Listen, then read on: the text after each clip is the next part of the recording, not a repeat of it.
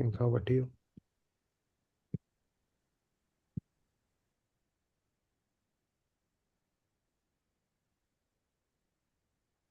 Namaste and greetings. I, Priyanka Negi, researcher at IMPRI Impact and Policy Research Institute, Prabhav एवं नीति अनुसंधान संस्थान, Nai Delhi, extend my warmest welcome to you all to IMPRI Web Policy Learning.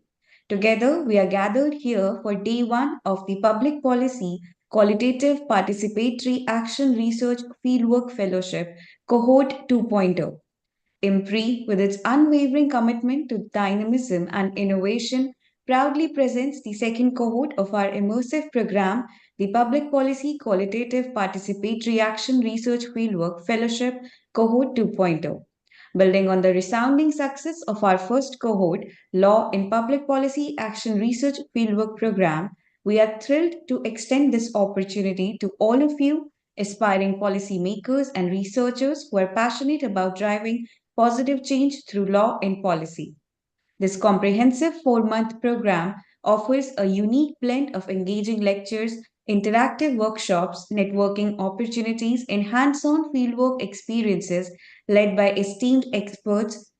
Throughout the course, you will gain a deep understanding of public policy and its impact on diverse societal issues. You will be privileged to learn from globally and nationally renowned thematic experts and practitioners. The program covers crucial skills including qualitative research methods, research tool preparation such as interviews, FGDs, and KIIs, tool testing methods, stakeholder mapping, fieldwork, research writing, and reporting. As part of this transformative journey, you will immerse yourself in the intricacies of literature review, honing your skills through valuable discussions with esteemed experts in the field. This program offers participants the unique opportunity to delve into diverse topics. Participants can choose topics from a variety area of international, national, local human rights, laws, and policies, foreign policies such as human rights, constitutional laws, foreign policies, marginalized communities' rights, gender justice, environmental rights, disability rights, or any other such policy in law related issue. You will be expected to conduct fieldwork in your respective cities, towns, or villages, submitting a comprehensive report by the end of the program. This hands on experience is where theory meets the real world, allowing you to make a tangible impact. The chair for the program is Professor Vibhuti Patel, visiting distinguished professor at IMPRI. Our expert panel for the program includes Professor Mukul Asher, visiting distinguished professor IMPRI, former Professor Lee Kuan Yew, School of Public Policy, National University of Singapore, Professor Vijay Raghavan, Professor, Center for Criminology and Justice, School of Social Work, Tata Institute of Social Sciences, Mumbai, Dr. Amar Jisani, independent researcher and teacher, Bioethics and Public Health, editor, Indian Journal of Medical Ethics, Dr. Purnima Chauhan, IAS, retired, former secretary, Government of Himachal Pradesh and Director, Himachal Pradesh Institute of Public Administration, HIPAA, Professor N. Mani Mekkalai, Director, Center for Women Development Studies, CWTS, Professor Gumari Sridevi, Professor, School of Economics, University of Hyderabad, Visiting Professor IMPRI, Professor Utpal Kete, Professor and former Head Department of Economics, Northeastern Hill University, Shillong, Meghalaya, Dr. Samyadeep Chattopadhyay, Associate Professor, Economics, Vishwabharati Shantiniketan, Visiting Senior Fellow at IMPRI, Dr. Prabhu Ponuswamy, Founder, CEO at Iodalytics Research and Analytics Solutions Private Limited. The conveners for this course are Dr. Simi Mehta, CEO and Editorial Director at IMPRI, and Dr. Arjun Kumar, Director at IMPRI. Welcome everyone to this insightful discussion, and I appreciate your dedication in investing your time, energy, and commitment to gain a profound understanding of the crucial role and intricate details of public policy frameworks. This program aims to empower participants with the ability to grasp the nuances and complexities of public policy paradigms, offering both theoretical insights and practical skills for research. To begin today's session, I would like to invite Professor Vibhuti Patel, visiting distinguished professor at IMPRI, to give her opening remarks. Over to you, ma'am.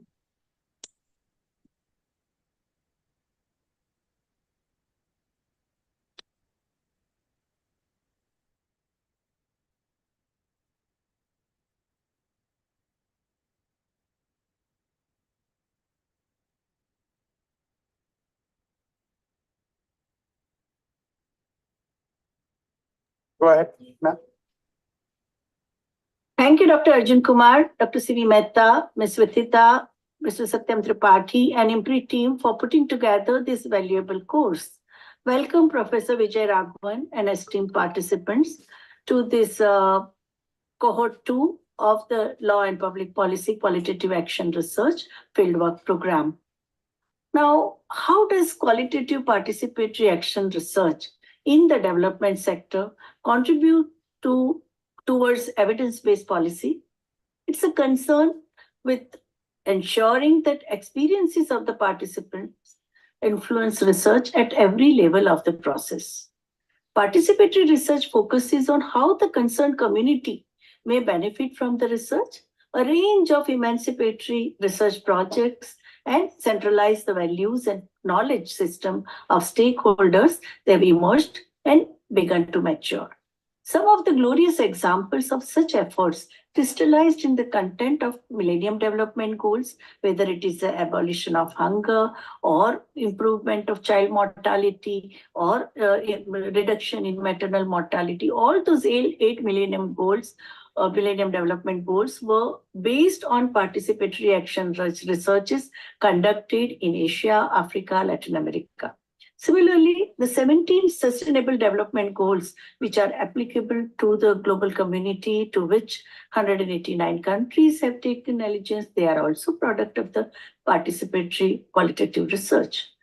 Women Empowerment Policy 2001 of our country, it crystallized because we had evidence-based policies for the whole life cycle of women from womb to tomb. Right to education policy, workplace safety policy, right to information policy, all these things, or transparency in governance of the shelter homes for children and women in difficult circumstances. The pioneering work of Professor Vijay Raghavan did by examining the status of children in difficult circumstances in shelter homes, which was also based on both the quantitative and qualitative data, which made it mandatory by the government that all this, that the certain standard operative procedures have to be maintained by the shelter homes. When it comes to gender responsive participatory budgets to reduce gender gaps in the area of education or health or curbing violence against women or employment and skill training programs, increasing decision-making power of women, all this have been a product of participatory action, qualitative action researches done with interdisciplinary perspective.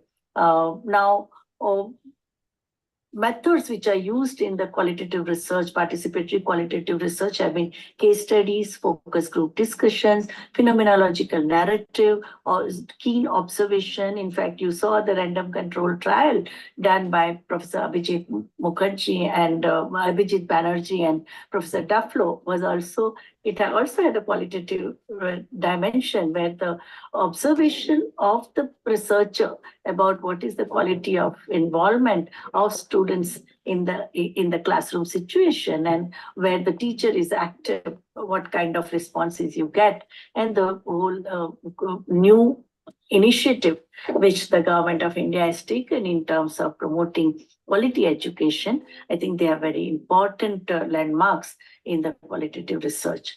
The epistemologies and methodologies included under the large umbrella of participatory research are inclusive research, co-production research, decolonizing and indigenous methodologies, feminist research. This approaches problematize power asymmetry in research process and seek to transform research process, keeping into consideration of intersectional vulnerabilities of the respondents in terms of what counts as knowledge, who produces knowledge, who owns knowledge, who uses knowledge, and who benefits from this knowledge, with implications beyond that for wider social relations. So participatory qualitative action research fosters democratic, transformative, collaborative knowledge production, as during the research process, researchers as well as the participants, we don't even call them research subject, they are they are respondent, because their critical reflections are very important in shaping the course of action research. They share their reflections on the conduct of the research, their research projects. They also decide the methodological issues in specific contexts. They deliberate on range of alternative approaches to conventional research paradigms, aiming to promote dialogue in consonance with the vision, mission, objectives, ethos, values, and the ultimate goal of the research project. It is not a knowledge for knowledge's sake. It is a knowledge for social transformation, for the better quality of life, for the better justice and opportunities for the people who are underserved. The lessons learned from implementation of these projects are such that policies can be formulated and implemented. In the post-pandemic world, some of the mind-boggling challenges that demand policies from the nation state were taken up as research topics in Cohort 1 by the participants. Important topics such as digital divide, the challenges and responses of the state government and the national government, budgeting by the local self-government bodies for disaster management, whether it is a health disaster or the floods or the climate change crisis, out-of-pocket health expenditure in public and private healthcare services, public-private partnership in the health system, implementation of PCP&DT Act in the urban context, child labor in the post-pandemic period, evaluation of Skill India missions, Stand-up India and Startup India missions, challenges faced by women workers in the mining industry, curbing plastic pollution in the city with special reference to urban commons and monsoon season, status of pension provisions for elderly in slums or informal neighborhood with special focus on access, adequacy, and emerging needs, understanding gender-based violence in the context of dowry-related cases or the domestic violence-related cases, assessing the impact of Ujjwala Yojana, improvement in clean fuel for household cooking, opportunities and challenges towards access to finance for self-employed with special reference to PM Mudra Yojana were taken up by the researchers. Now you all must have got several videos and the documentation about what happened in the Cohort 1. Now we are going to have in this course coordinated learning and guidance. All of you will have a mentor. You will have a seasoned researchers, resource persons, experts with interdisciplinary understanding or the super specialization in one particular subject who will be in touch with you. They will be accessible. You can contact them on email, on WhatsApp, and you can also deliberate upon and improvise your work that you are doing in your research. A third aspect is very important, in fact, is the interaction and critical reflection, because this qualitative research, action research program will be conducted through the interactive Zoom meeting. After the brief presentation by the resource person, we expect the lively discussions, sharing of ideas, clearing of queries and doubts, and the guidance from the resource persons, and also refining the research objectives, vision, mission, and also the modalities in which the research would be conducted in a brief period of time that you have before your submission in the month of April. The fieldwork and publication opportunities will also be provided in this course, because the fieldwork would be according to your convenience, where you are placed. That would determine the kind of method that you will be using, and your mobility is also very important in that. And if you come up with a good, rigorous, robust research, there will be IMPRI will see to it that it is published in a peer-reviewed journal of IMPRI or in the edited volume of IMPRI with ISBN. Participants will have to take pictures. You are expected to make small video clips of your field research that would enhance the evidences that you are creating. And the first month, like this month, mid-December, when we are starting this course, the focus will be on orientation, research methodology classes, research tool preparation, and the stakeholders mapping. In the month of January, mid-January, you will start your pilot and the field work. If that you feel that the pilot demands changes in the original research abstract that you have given, the possibilities are there. And the research writing and reporting, even the whole grammar of research writing and reporting would be, and modalities and the processes will be explained to you. In the month of March, you would be doing field work and also reporting. You will be in touch with the IMPRI team about whatever challenges that you are facing about your field work. And finally, in the month of April, you will be preparing your draft report analysis, and you will have to submit your report, and report review and will be done by the IMPRI team in consultation with you on an individual basis or in a group.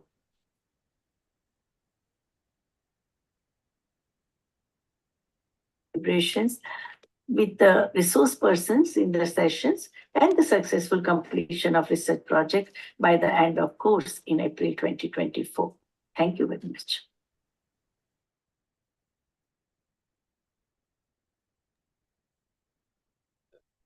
Thank you so much, ma'am, for walking us through the introduction of this program. Moving forward, I am delighted to invite Professor Vijay Raghavanji, Professor, Center for Criminology and Justice, School of Social Work, Tata Institute of Social Sciences, TISC, Mumbai, for his inaugural session. Over to you, sir. Thank you, IMPRI, for firstly inviting me to speak to the participants in this inaugural session.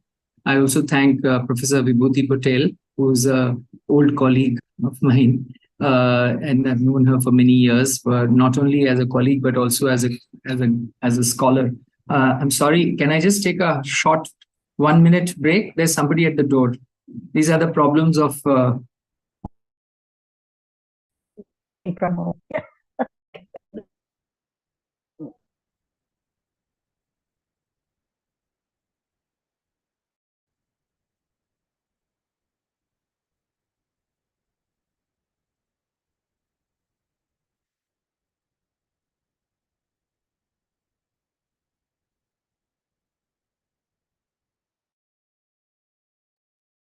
sorry, that was gas के meeting का reading लेने आए हैं. So anyway, as I was saying, Professor Vibhuti Patel is a renowned scholar, and it's really a pleasure and to kind of associate with anything that she's associated with. So let me just start by making one clarification, which in Professor Vibhuti Patel's opening remarks, she mentioned that I was associated with a study on shelter homes for children, which led to a lot of policy changes. Just want to clarify that that study was not by me. It was done by a colleague of mine called Mohammed Tariq, who is director of a field action project of TISS called Koshish. And it was Koshish which was working in Bihar. And they did the study on, situation of shelter homes at the invitation of the government of Bihar Social Welfare Department. And that led to, a national scandal almost, because it was brought out that there are children who are being sexually and physically abused in many of these shelter homes. It led to cases being filed. And one of them, the main shelter home in Muzaffarpur, he has been arrested, convicted, and is behind bars and I think out on bail now. I'm not sure. So I am associated with Koshish as in an advisory capacity, but the credit for this study and for the work goes to Koshish team, which is led by Mohammed Tariq from TISS. If I can be allowed to do share screen, I would like to use a PPT. Sure, sir. Please go ahead. Yeah.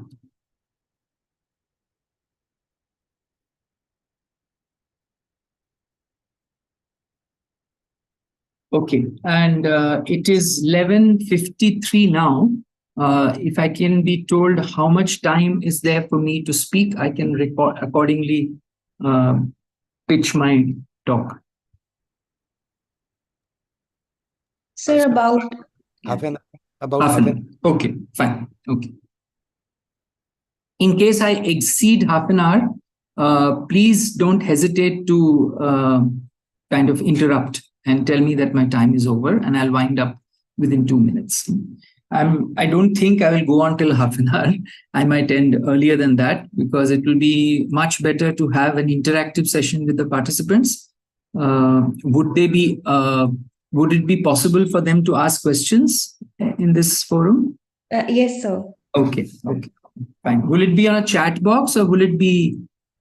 So they can unmute and ask themselves also. Okay, fine. Okay. Because sometimes what happens is in the chat box, I miss the questions. So we'll read out if somebody. Sure. Okay, thank you.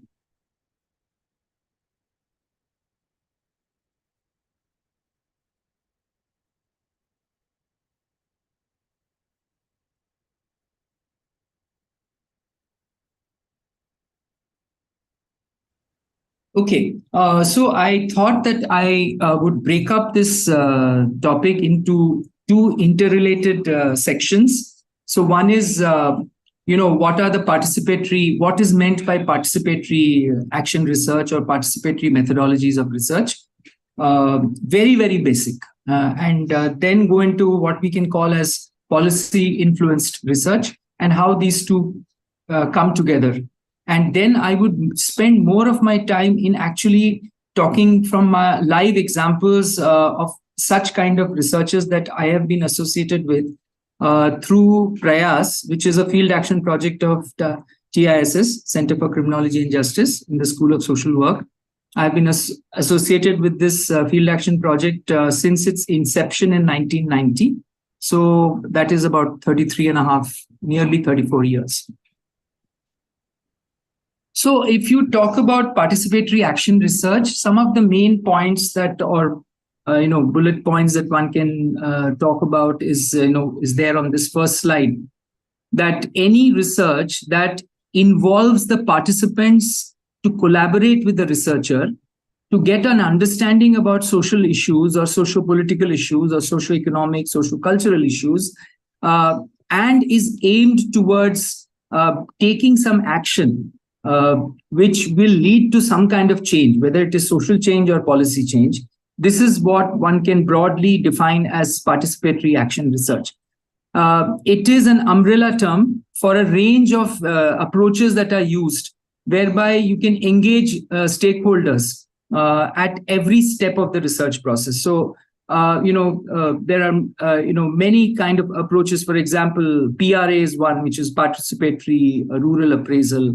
Community mapping is one where you actually sit with the community and you identify who are the demographics of the community, the caste, the gender dimensions, in terms of who lives where, the location of different communities in a community, in a village.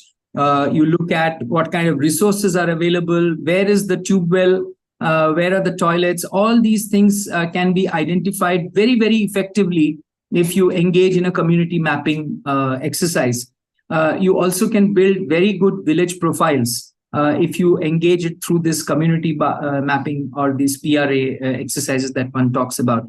One can also look at qualitative research methods. For example, when you use, particularly when you are looking at an exploratory research design, and in that process, you are using qualitative research methodologies, which may be use of in-depth interviews or in narratives, case studies, focus group discussions. Also, when you are doing any kind of the research which involves, for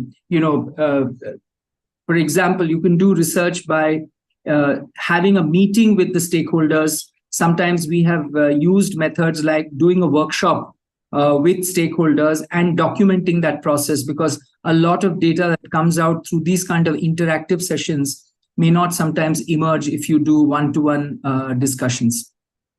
So all of these approaches can be broadly clubbed under what we can call as participatory action research. The other thing about action research is that the action component is absolutely crucial for that research to be called an action research. So one of the ways in which action research can be done is that you start an intervention and you document every step of that process, and you come up with findings based on the interventions that have taken place. A very recent example of this kind of action research I can give is a study that we have done. Two of my colleagues, Dr. Sharon Menezes from the Center for Criminology and Justice, and Mohammed Tariq, about whom I just mentioned. The three of us undertook an action research study to look at the possibility of creating child-safe environments in communities at the invitation of the Commissioner of Police, Meera Bhander Vasai.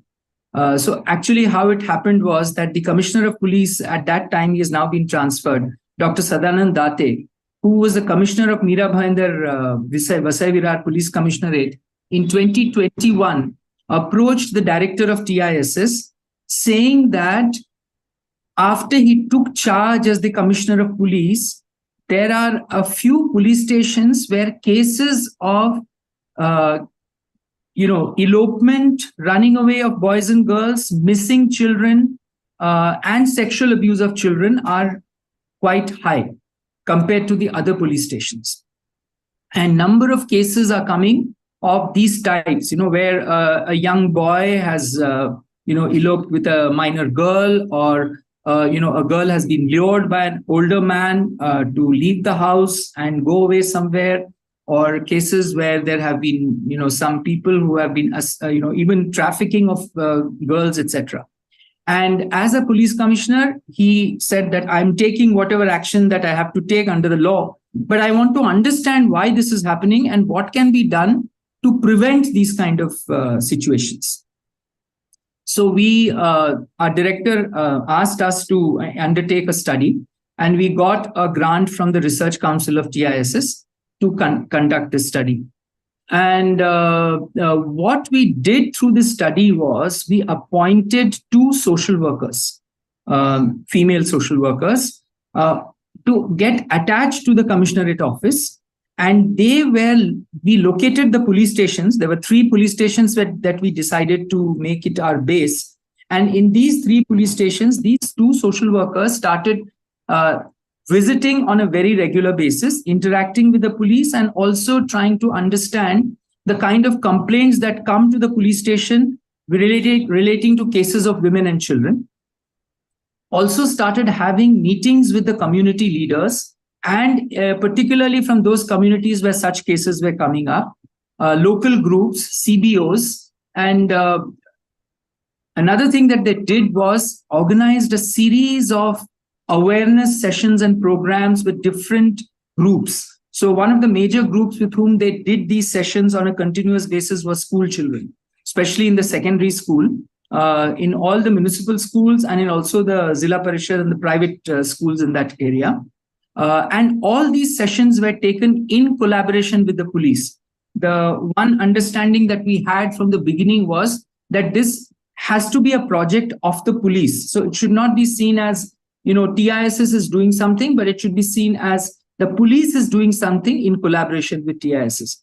A nodal officer was appointed by the commissioner, who would be our contact person.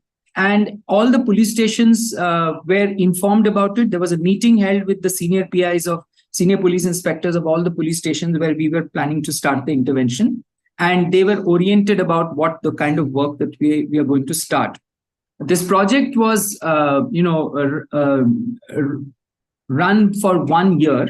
And based on the findings, we have come up with a report, which is now in its final stages. And based on this report, we will submit it to the police to say what kind of steps need to be taken if the police were to create an ecosystem where one can prevent cases of sexual abuse or physical abuse of children, or also the kind of information that a young adult should have about safe sex, about the issue of what are the consequences if a minor girl goes away with either a minor boy or with an older man, how there are criminal provisions under POCSO which become very difficult for the person to get out of once you get arrested. So all these things have been documented, and recommendations are being made through this report. And we hope that the police will look at it and take it forward. And one of the major recommendations that we have made is that you need to appoint social workers in the police system, because the kind of role that social workers play is something that it is difficult for the police to play. So this is just one example of the kind of action research that can be undertaken. Another important thing about any kind of participatory research approach is that it tries to involve the relevant parties to the extent possible. Now here it means the affected community or the participants, and the people nearby living in those areas, and anybody else who's associated with the issue. And this involvement can be at various stages. In fact, at as many stages as it is possible. So which means defining the research problem, developing the research questions, then collecting data, analyzing the data, and making reaching the findings and recommendations. At all stages, one can actually do this process. I'll give you another example of something like this that we tried. Some years back, we had done a small study about the rehabilitation of girls coming out of children's institutions. That is, those girls who had spent their entire period of their young age in children's institutions till they completed the age of 18. And after that, what happened to them? Where did they go? What is the condition of their lives right now? And it was very, very difficult to do a study like this because most of those people were not available. There is no information and database about these women. In fact, once a child completes 18 years of age, the child has to leave the institution. And then usually they are handed over to their families, or if they are 18, they can, go about their lives as per their wishes because, they are adults. And there is not much follow-up and data kept by the Department of Women and Child Development in terms of what happens to these girls once they leave the institution. There is something called an aftercare hostel for girls in 1 or 2 districts in Maharashtra. But again, not everybody reaches these aftercare homes. One of our social workers, in fact, was a social worker in one such home before she had joined Prayas. And she had this experience that these girls get lost, they might get pulled into sex work, or they might go into crime. Also, during our work in prison, we also found quite a few women, not quite a few, but at least a few women in prison who had come from an institutional background. That means, they had lived in a childcare institution and had completed 18 years of age. And then they had, fallen into some wrong company and, some men who had lured them into crime, and they were into, crimes like pickpocketing and chain snatching, etc. That again raised a question in our minds that what is the use if a childcare institution is living in a childcare institution is leading the inmates or the residents to end up in crime or commercial sex, then really what is the purpose of these institutions? And it was in that context that we decided. So this social worker was in touch with some 2-3 of these girls many, many years after they had been released from the institution. And it was just a personal relationship that she had with them. And she started talking to them. And then in turn, through a process of snowballing, we ended up interviewing, if I remember right, about 35 such girls who were now at various stages of their life. Some of them were well past their 30s. Some of them were still young in their 20s, etc. And that study, all qualitative in-depth interviews, and it was quite difficult because they were not living in the same city. Some of them were living in other districts in Maharashtra. So, they had to either do telephonic interviews or sometimes go and visit those women in those places, etc. And through that process, we identified again what are the vulnerabilities that girls face who live in children's institutions, and what kind of facility should be created for them when they come out from these institutions. What kind of preparation should be done to make sure that their lives, become useful lives when they leave the institution. And this is particularly true for orphan children, where there is no family support. When we collected the data, we did one round of analysis of the data, basically thematic analysis of the qualitative data, which means identifying themes from the interviews and then categorizing the data under those themes. But then we decided that we don't stop there. We took out the broad findings based on this thematic analysis, and we had if I remember, 2-day workshop with all the staff of Prayas, who are all social workers, who have worked with women in different situations. So Prayas works with women in prison, Prayas works with women in shelter homes, women's institutions where destitute women come, and also women who are rescued from commercial sexual exploitation. And so it was a good number of team members, about 30 of them. And we read out the interviews before, all the staff.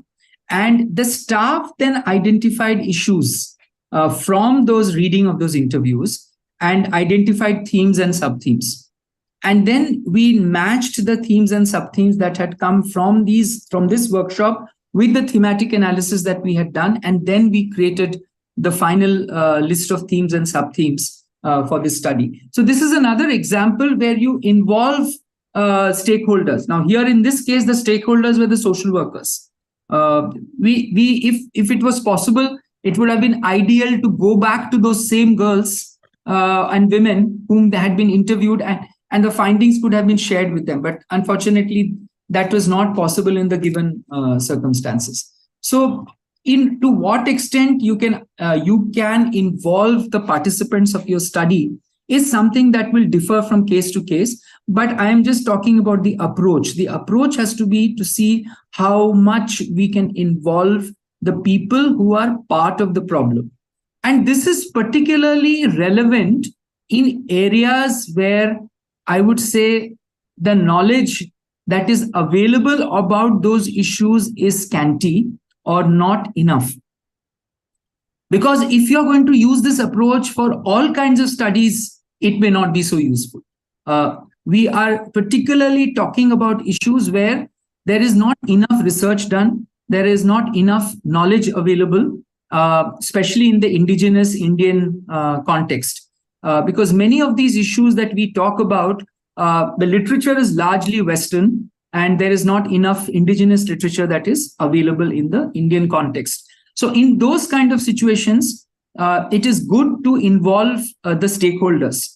And when I say stakeholders, I don't only mean the participants. I would also include government officials, NGOs working in that field, etc., because all of them have some kind of understanding and knowledge about the issue that we are talking about. So in very simple terms, we can say participatory action research is the kind of studies that engage those who are close to the problem. So anybody, in your opinion, who is close to the problem. So who are the people who are close to the problem? If we are talking about, let's say, the example that I gave of women and girls who have lived in children's institutions or women's institutions, people close to the problem would be the women themselves, the girls themselves. It would include family members of these girls and women. It would include the social workers who have worked with these girls and women at some stage. It would include NGOs. It would include government department officers, probation officers, superintendents, caretakers, guards. It can involve those people. And it can also involve policymakers, because they are making policies about these people, right? So what is their experience? Why are they designing certain kinds of policies? For example, many of these institutions, particularly women's institutions, they are closed institutions. Even though they are dealing with adults, the women are not able to go out of the institution very easily. And the fear is that if they go out and something happens to them, suppose sexual abuse happens to them, then the authorities who are running those institutions will be held responsible by their seniors in the department. They might get suspended or dismissed from service, etc., etc. And that is the reason why many times these institutional girls are not allowed to go out of the institution, which is a real burden and hurdle for them for their future rehabilitation processes. Because if they don't have interaction with the outside world, when they come out, one of the things that we found from our study was that social skills of these girls were very poor. They were not able to form relationships with people, and they were sometimes very trusting of people who could exploit them in some ways or the other. So therefore, it was important for us to study. This is how I would say that when you say somebody is close to the problem, you look at who are the people who have some understanding and knowledge about the issue that we are talking about. And the other thing about participatory action research that I would like to highlight here is that it strives to bring about some kind of a change. There is an action component in any participatory action research. You want to bring about an intervention, and in that process, you want to do research. Now, coming to the second part of what I wanted to speak about, and that is what is policy-influenced research? In a way, all research is supposed to influence policy. Otherwise, what's the point of doing any kind of research? Research is supposed to generate knowledge. Research is supposed to inform people, and research is supposed to influence policy. So what is so different when we say policy-influenced research? The difference, perhaps, is that a policy-influenced research, just a minute, there is some construction work going on. I just want to close the windows. Come back.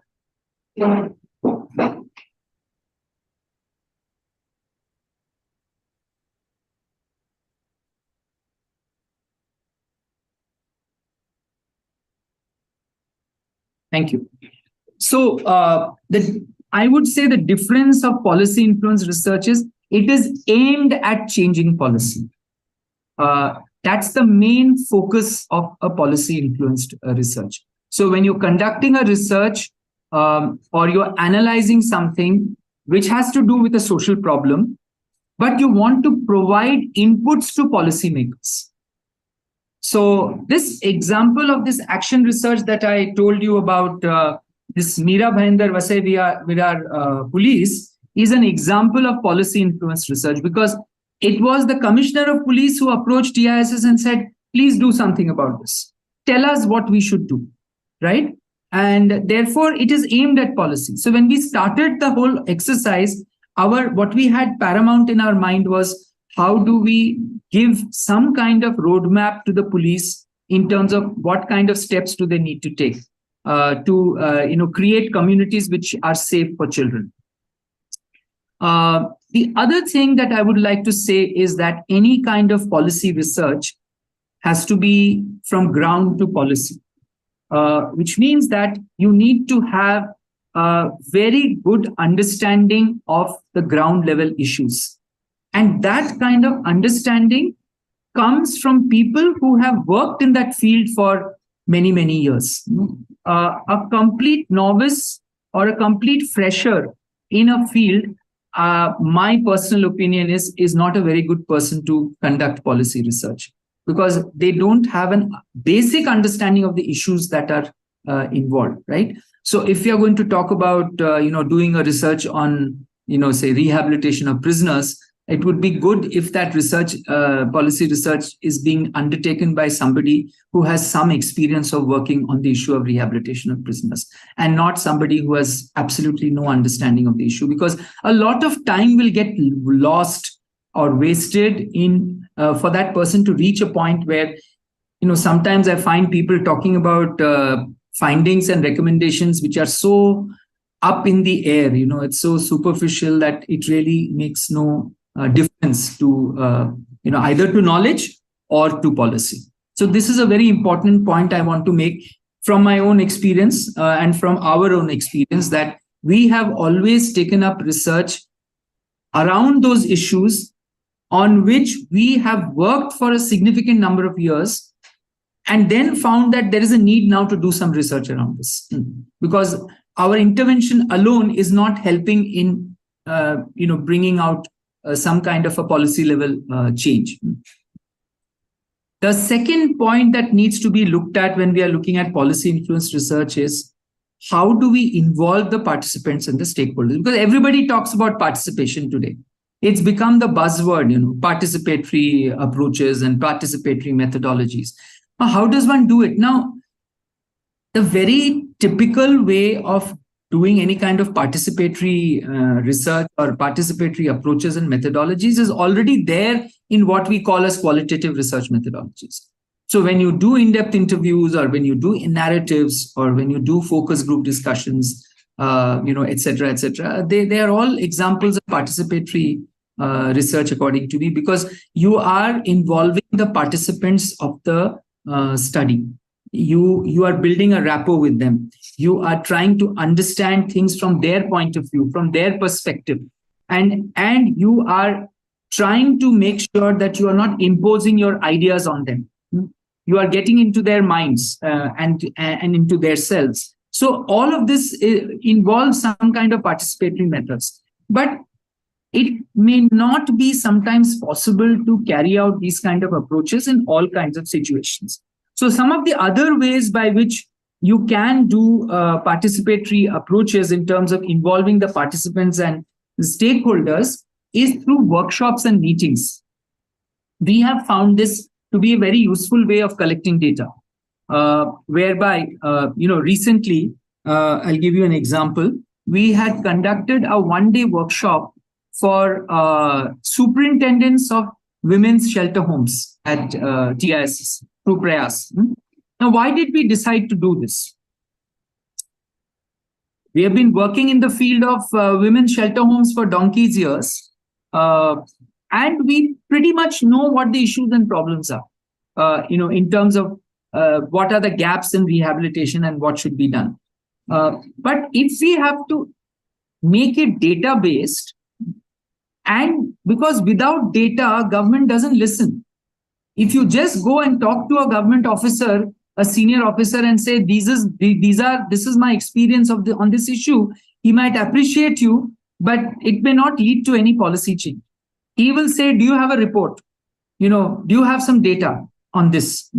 And that is where the issue of policy-based research becomes very important. So what we decided was, why don't we call all the superintendents of these institutions for a meeting, like a one-day workshop, and ask them to document and tell us what are the problems that they are facing in the rehab process, what are some of the good practices that they have adopted to facilitate rehab, and what they think should be done to improve the policy environment as far as rehabilitation is concerned. So we spoke to the WCD department and said, why don't we do this jointly? So they were very happy to do an exercise like this, and especially because we were going to fund it. So if you ask them for money, then they will probably not be so proactive. So we organized this workshop. The commissioner of the Department of Women and Child Development came for the inaugural session, and two of the deputy commissioners, women welfare, were present in that workshop, and all the women's shelter home superintendents, also NGOs working for the rehabilitation of women in commercial sex, as well as Praya staff. These were the people who were part of this workshop. And we had divided the whole workshop into 3 sessions. Session 1 was to listen to the challenges in rehab from the perspective of the shelter home superintendents. Session 2 was to listen to the challenges in rehabilitation from the perspective of NGOs. And session 3 was to discuss and come up with recommendations. So not fill it up with too many sessions, just have 3 basic sessions. And we had, got a couple of people to document that whole process, and appointed somebody who will prepare a report based on the the narratives or whatever had come out from that workshop. So this report has now been finalized. It is going to be submitted to the Department of Women and Child Development. And before submitting it, another round of consultation we did was we sent it to the Deputy Commissioner, Women Welfare, and Commissioner to say, please go through this and see if this is okay for as far as you're concerned. Do you have anything to add to this? And so that we have taken their buy-in before we submit it officially. And so we got their comments. There were hardly any comments. They were quite happy with the report. And now we will submit it to the Commissioner with copy to the Secretary. And we also want at some point to maybe invite, do like a report release function, and invite the chairperson of the State Women's Commission to come and release that report.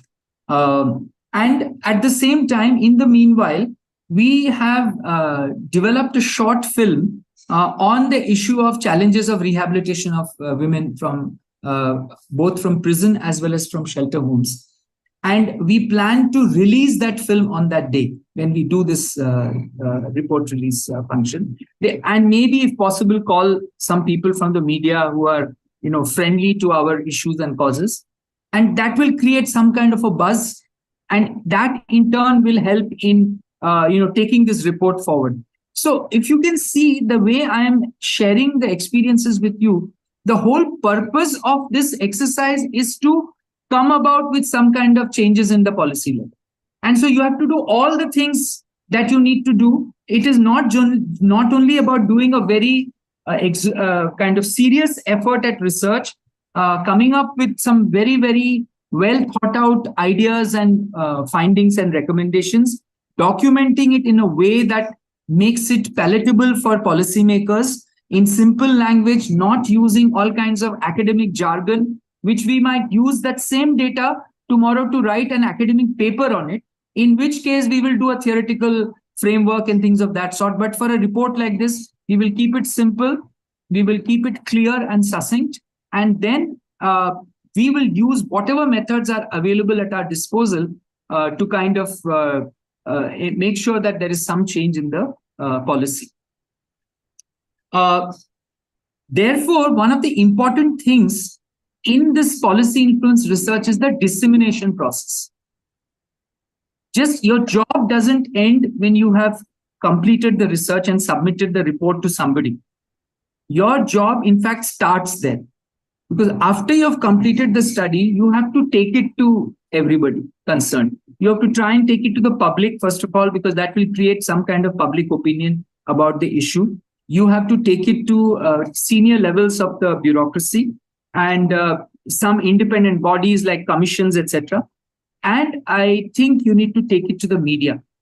So these are the different ways by which dissemination is possible. You have to put it up on your website. You have to send copies of the soft copies of the report to other people who are working in this field, saying we have done this study, just see if it's of any use to you, use it in whatever way you want to use it, etc. Sometimes take the report to court. And I will give examples of that. So now I'll come to the last part, which is giving you 3 or 4 examples. I will take just 2 examples because I think time is up. One is our work in the area of children of prisoners. We started work in prison in 1990 in the women's section and in the young male adult section at Arthur Road Jail. The women's section used to be at Arthur Road Jail then. Now it is in Baikula Women's Jail. When we started work in the women's section, one of the first things that we confronted was women telling us that we are very worried about the children who are left outside. And please go and visit our families and see what is happening to those children. Where are they? Who are they living with? Are they getting food? Are they going to school? Are they healthy?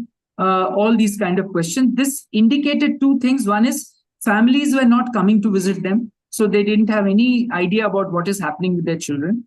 2 is their children could be at serious risk, either of destitution or of mental health problems or even being victimized, etc., etc.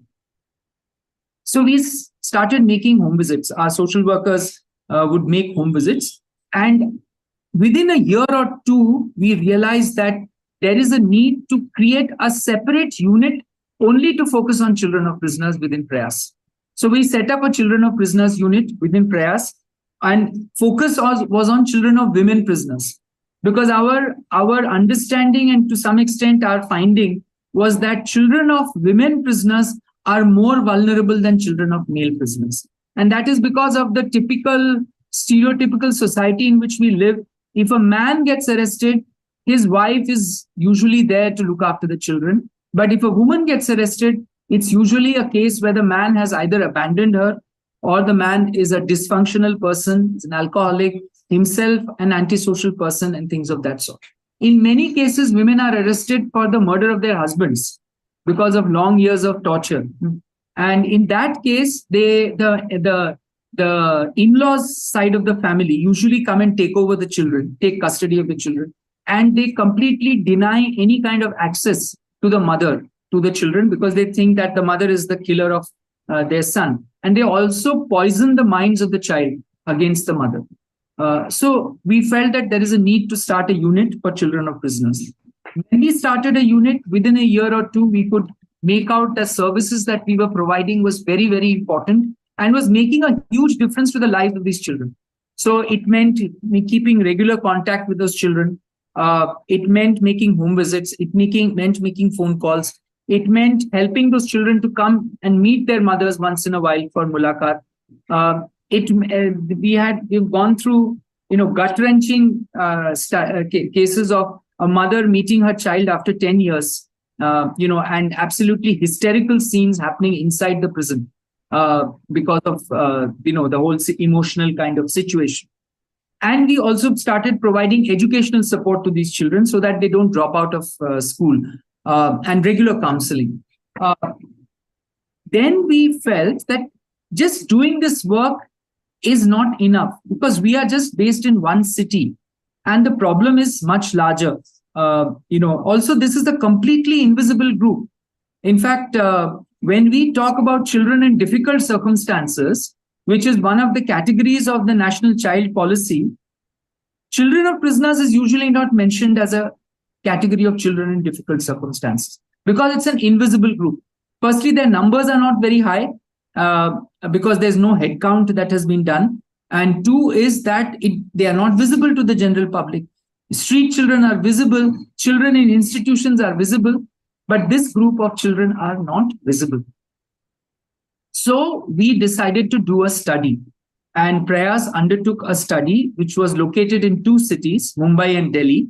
We got permission from the IG Prisons Bihar and from the IG Prisons Maharashtra. And we took 2 cities, Mumbai and Delhi.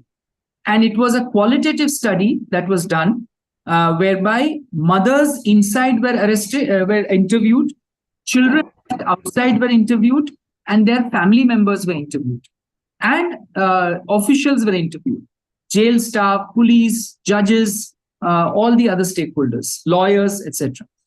And this led to a study called Post-Separation, Children of Imprisoned Mothers. 2002, it was published by Prayas. It is available on the Prayas website. So in fact, if you type on Google, Post-Separation, Children of Imprisoned Mothers, you would get a scanned copy of the book. Now, in 2006, there was a PIL going on in the Supreme Court of India. And that PIL is called R.D. Upadhyay versus State of Andhra Pradesh and others. Now, in that PIL, the court was hearing the issue of facilities for children of prisoners. So we thought this is a great opportunity for us to go and try and influence policy. And because we had the report with us, we had the study with us, we had copies of the book with us, we went to Delhi and we met the amicus curiae in that case. At that time, it was an advocate called Ranjit Kumar. And we met him in his office and we gave him a copy of our book.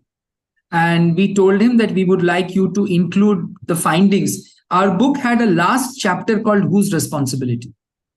And in that, we have outlined the responsibility of different departments in with regard to the issue of children of prisoners. So the advocate said, okay, I will go through this. You come back to me after a week. And then we went back again, and he said, this is a wonderful book, very good findings, and I'm going to produce it before the court. And so you make a summary of this, of the main findings and the recommendations. So we prepared that and we gave it to him, and he produced it in court. And the final orders that were passed in 2006 acknowledges the report of Prayas in it, the Supreme Court judgment. And there are detailed guidelines that have been issued by the Supreme Court with regard to children in prison with their mothers. Unfortunately, the issue of children left outside was not highlighted. I have to stop. No, sir, Please you go can ahead. Okay. How much? 5 minutes or what? So you can take your time. It's all right. Okay. No, I won't take too much time. So on that basis, we decided that, okay, at least one part is done, which is the situation of children inside. There are detailed guidelines which are available, and states have to implement it, and some of it has been implemented. For example, the court said that there should be a balwadi cum creche for children living inside prison with their mothers, preferably outside the prison. And that is there in many places in the country today, including in Maharashtra. Then the court had said that when a child is born in prison, the birth certificate should not mention the name of the jail. And this was again our recommendation, because we had found cases where the name of the jail was mentioned in the birth certificate of the child. So many such recommendations and guidelines have been issued, which are, I won't say fully implemented, but at least partly implemented. The second issue of children left outside kept boiling in our head that we need to do something about it. And we got an opportunity in 2014 when we went and met a Juvenile Justice Committee of the Bombay High Court and made a presentation about this issue. And at the end of the meeting, the judge who was in charge of the Juvenile Justice Committee, Justice Kanade, he told us that I'm going to convert your book into a suo motu PIL and appoint you as the amicus curiae in this case. And so a PIL got filed in 2014, and Prayas was appointed as the amicus. And again, as a result of this PIL, number of good orders were passed. Final orders were passed in 2017, which includes, creating posts of female probation officers in all women's prisons in Maharashtra, starting with 9 jails. So, in fact, just recently, from 2017 onwards, we have been following up the matter. And now a GR has been issued by the government of Maharashtra, whereby probation officers are going to be appointed in these 9 jails. We also said that there is a scheme of the government of Maharashtra called Bal Sangopan Yojana, which is a foster care scheme for children. So we told the court that the amount under the scheme is very less. It is just 425 rupees per child per month. Increase the amount. The court passed an order saying increase the amount. So now that amount has been increased to 2,250 rupees per child per month. So number of such suggestions of Prayas have been included in that final order. I will just talk about one more example and then I'll stop for today. Somewhere in 2000s, there was an article in the Indian Express about corruption in the Mulakat shed, where prisoners' families come to meet their family members. Because, people come, they don't know whom to meet, they don't know whom to talk, how the procedure, and there are people there who take money from them to arrange the Mulakat. Now, that was based on, an activist called Bhagwanji Rayyani, who had written about this issue, and Indian Express had carried that piece. The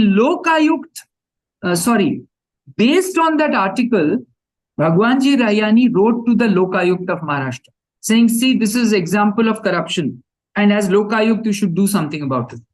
And the Lokayukt at that time was retired Bombay High Court Judge, Justice Stipnis. He took cognizance of it, asked the government to say what is going to be done to, prevent all these malpractices. And he asked Prayas to do a small study to look at the situation and come up with findings and recommendations. So this was again a golden opportunity for us. So our team went around in the different jails in Maharashtra. We studied the Mulakat procedures. We spoke to family members. We spoke to the prisoners. We spoke to jail staff, asking them what do they think should be done to improve the Mulakat system. And based on that, we gave the report to the Lokayukt. And the Lokayukt then passed detailed directions to the government of Maharashtra, which included many of our suggestions. And that led to a good amount of improvement in the Mulakat system and facilities. For example, instead of the wire mesh, this was a very simple suggestion we had made. Instead of the wire mesh, we said that create glass partitions and create cubicles so that people can talk to their family members in some kind of a privacy, instead of everybody shouting at the top of their voice, and provide an intercom system so that they can speak to each other through the intercom. So that was implemented. So many such suggestions. There used to be a form which had to be filled up if you wanted to meet somebody.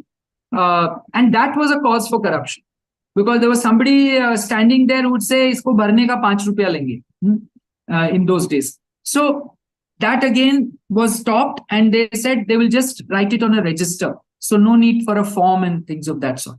So many such things happened. Now that we decided is not enough, and we need to take this to a national scale. And so we decided to do a study of best practices in Mulakat across different states. We did some initial fact finding, identified 4 states where we felt that the Mulakat system was functioning much better than many other states. So we took Tamil Nadu, we took Delhi, we took Maharashtra, and we took one more state, Haryana. And our team went to these 4 states with the permission of the prison authorities, because we went to them saying, you are known to be the best. So we want to document your good practices. So any jail authority would be very happy for that. And then we interviewed family members, we interviewed prisoners, we interviewed jail staff. We witnessed the procedures that they, follow for Mulakat and all of that. And then prepared a study, which came out with the findings and again with a set of recommendations. Then the next step was how to take this ahead. Now the report is ready, but who's going to read it? So we approached the Academy of Prisons and Correctional Administration. There is a nodal institute. And we wrote to the director of the institute saying, we have done this study. Now, can you organize a meeting with DG Prisons where we can present the findings of the study? He was very happy because it gave him an opportunity to, showcase the fact that they are doing something positive. And then he organized a series of webinars with the northern states, the southern states, and the eastern and western states, where we presented the findings of our report and the recommendations that we went. And we also sent a copy of the report highlighting the major recommendations to the DG prisons across the country. Unfortunately, we haven't been able to take it beyond that. And that's a job that I would say remains unfinished. And this is also to tell you that sometimes when you're doing policy research, you can only go this far and no further. Because, as they say, you can take a horse to the water, but you cannot force it to drink. Yeah. So if you find a good officer who will pick up the point that you have made, your raw material should be so good that it will help that officer to take that issue forward. So I will stop here. And if there are any questions, I'll be happy to answer. Thank you.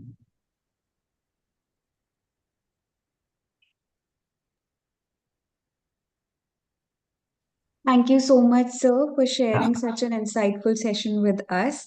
I would now like to open the floor for Q&A. I'd like to request the participants that you can either type in the chat box, you can use the Q&A box, or you can raise your hands and ask your questions yourselves as well. So we're gonna wait for like a minute or so the questions can come in, if that's okay. Okay, participants, you can write in the Q&A box, we'll read it out, chat box, we'll read it out, or you can raise your hand and you can unmute yourself and ask your question.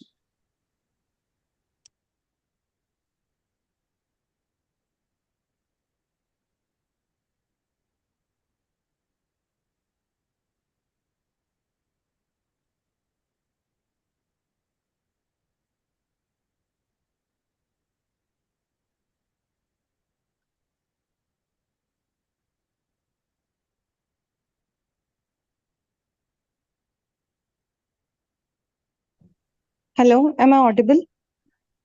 Yes. Good afternoon, sir. Good afternoon, ma'am. So my question is very specific. Like, if in case a person is doing research on, let's say, implementation, policy research of POXO, right? So in this case, if one of the stakeholders is like the victims, the children who are like facing right. child sexual abuse, Yes. in that case, is it like advisable to interview the kids, like because the children who have gone through the same, like how to go on in that scenario with the research, like the interview process? Because jo bacche hain, they are like below the age, we can like divide their scenario ki after crossing 18 what's their view of their past, but agar on the ground at the very time of the incident what they are facing and how what's their concern in the process of access of justice under POXO, in that scenario how to go with the research? I think आपका सवाल बहुत ही valid है, बहुत ही relevant है. Thank you for asking this question. Thank you, sir. मेरा opinion ये है कि ऐसे situations में हमें उन बच्चों को interview नहीं करना चाहिए. Because if the child has undergone a certain kind of trauma, then there is no point in repeating the trauma of the child. But if you want to do it, you have to do it in the presence of people whom the child can trust. So, for example, you could, so one way of doing it would be, instead of interviewing the children, you could interview the social workers or the people who have worked with the child, counselors or social workers, and because they know about the issue, they have dealt with many, many such cases. So you will get good data from them. That is one option. The other option is, in this shelter home abuse case, was at this Bihar shelter home case, the Koshish team, the way they went about it was a very sensitive issue. How does one, talk about something like this? So what they did was, when they would go to a shelter home, they would first engage in very normal chat with those children about their lives, about their situation there. There was no hint being given to the child that we have come here to look at and investigate cases of abuse, etc. Make those children very comfortable. And another thing that they used to do was make sure that no official from the shelter home was allowed to be present when they would interact with these children. In fact, many attempts were being made by these shelter home officials to get to know what was being discussed with those children. But the team was very, very firm that they would not allow anyone else other than the children to remain present in the room. And then also, they did not ask any direct questions of abuse.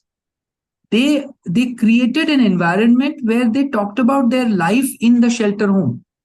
And it was through those conversations that, children started talking about, some of the problems that they were facing inside.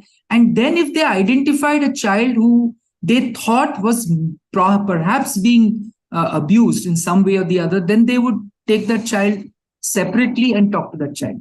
So you have to find different ways by which you have to to this, but the question is very, very relevant, that you have to be very careful of involving participants when you're talking about issues like sexual abuse or physical abuse, or people who have, like, say, for example, if you want to find out, whether people were, what kind of treatment was given to people in police custody, and you want to do an interview of the people when they are still in custody, it can be dangerous to those people, because the prison system would be keeping a watch on what they are talking, and they might suffer consequences of that later on. So you have to decide who you want to speak to, where, and at what time. We've recently done a study on people released on bail and what are the challenges they faced in accessing bail. And we decided to do that study by interviewing people who have been released from bail, because then they are in a much more freer environment to talk. So, I mean, your question is valid and needs to be thought about before we involve participants. Okay, thank you, sir. So, like, basically, what my concern is, see, I am a practicing advocate in Rajasthan High Court, Okay. as well as I see the cases in the District Court of Jaipur. Okay. Right? So, I am helping kids and children and rape victims since past 5 to 6 years on pro bono basis. Okay. So, what type of cases we get is like children do come.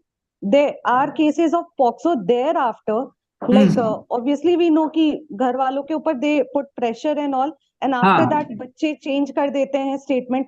Moreover, ये तो sir complain वाली cases हैं, जो complain के लिए नहीं FIR दर्ज होता है. In those cases are the ones in which dad is himself abusing the daughter, or brother is abusing. Correct. In Correct. those cases, like snowball ke through, I know the kids. But after, like, if once they have matured, after that, if you take their interview और मतलब बातों को आप थोड़ा सा अलग वे में पूछोगे, that can be feasible. But if I know the victims exactly due to my work nature and all, so will it be like advisable to talk to those kids? क्योंकि so, मेरा सजेशन ये होगा कि आप ना किसी counsellors को साथ में रख के बात करेंगे तो शायद वो बेटर होगा, because they will also ensure that आपका बच्चे का इंटरेस्ट हार्म नहीं हो रहा है किसी भी तरीके से. So actually this is not really my area of work, so I am not able to give you very concrete suggestions, but I can definitely connect you with organizations who are working on POXO cases and also working towards conviction of offenders, where they have to interact with the victims in a very sensitive way. So if you want, you can email me. I can connect you with those organizations and you can interact with them. But my general advice would be that when you want such kinds of information, it is always good to have somebody present who the child can trust. Okay, sir. Okay, sir. I'll definitely make a point of it. Rest apart, sir, please, if like I can get your email ID. Yeah, you get my email ID. Yes, no problem. Thank you, sir. Thank you, sir. And one more thing, sir. So these interviews, whatever we'll be getting after results, because I'm myself like pursuing my PhD from Gujarat National Law University. Okay, also. okay, like, okay. I have got my admission like in 2023 itself, August. Okay, so okay. My research area will be this only. So these interviews, I'll be including them in the annexures, right? Yes, yeah. Only thing is you have to do it through informed consent. Yes, sir. Definitely, sir. Definitely, ma'am. Yeah. Thank you, ma'am. Thank you, sir. Yeah. So we have one question from Alkaji in the chat box. She won't be able to unmute. I'll read it out, if that's okay. Yeah. She says, hello, sir. I'm doing research on challenges faced by women construction workers while working on construction sites. Sorry, this is Sneha Ramani's question. So if you can do that first, it's fine. Yeah. Okay, so she says, I'm doing research on challenges faced by women construction workers while working on construction sites and the coping mechanisms framed by workers. How do one overcome the barriers, get their narratives of challenges? As many a times, the workers are either not vocal about the challenges, maybe due to power differentials on sites, or they're dependent on their husband to speak? Yeah. Well, very, very, again, superb, excellent question. The only way I can think of is that you don't straight away start interviewing them. You spend time with them. You find a way to build some kind of a rapport with them. I'll give you an example of a very different example. We were doing a study of minority communities amongst the nomadic and denotified tribes. One of the communities we had identified were the Bharatiya Irani community, and the location was a slum area near Pune, near the railway station. It took us 3 weeks to just get entry into the community because they were totally untrusting of outsiders. So these social workers, these researchers used to keep going there and, saying that we want to do this study and, please allow us to talk to your family members, etc. And I think after 2 or 3 weeks, those guys took pity on these staff that log roz aake idhar baith jate hain, and then they said, "Theek hai, aap aa sakte ho." So building trust and building rapport is very important. But in a case like this, you're also going to face kind of resistance from the brick kiln owners and their supervisors. They are not likely to allow you to, work. Sorry, this is construction workers, right? Yeah, this is construction workers. Sorry, yeah. Actually, so even there, the construction site supervisors are not going to allow you access. So you will probably have to meet them after working hours. That's number one. And number two, the thing that you're talking about, resistance from husbands, that's going to be a big challenge. So maybe you could organize some cultural program or activities, some kind of, another way of doing it is to organize an information camp on some scheme. Say maybe, this Ayushman Bharat scheme or some insurance or some self-help group scheme.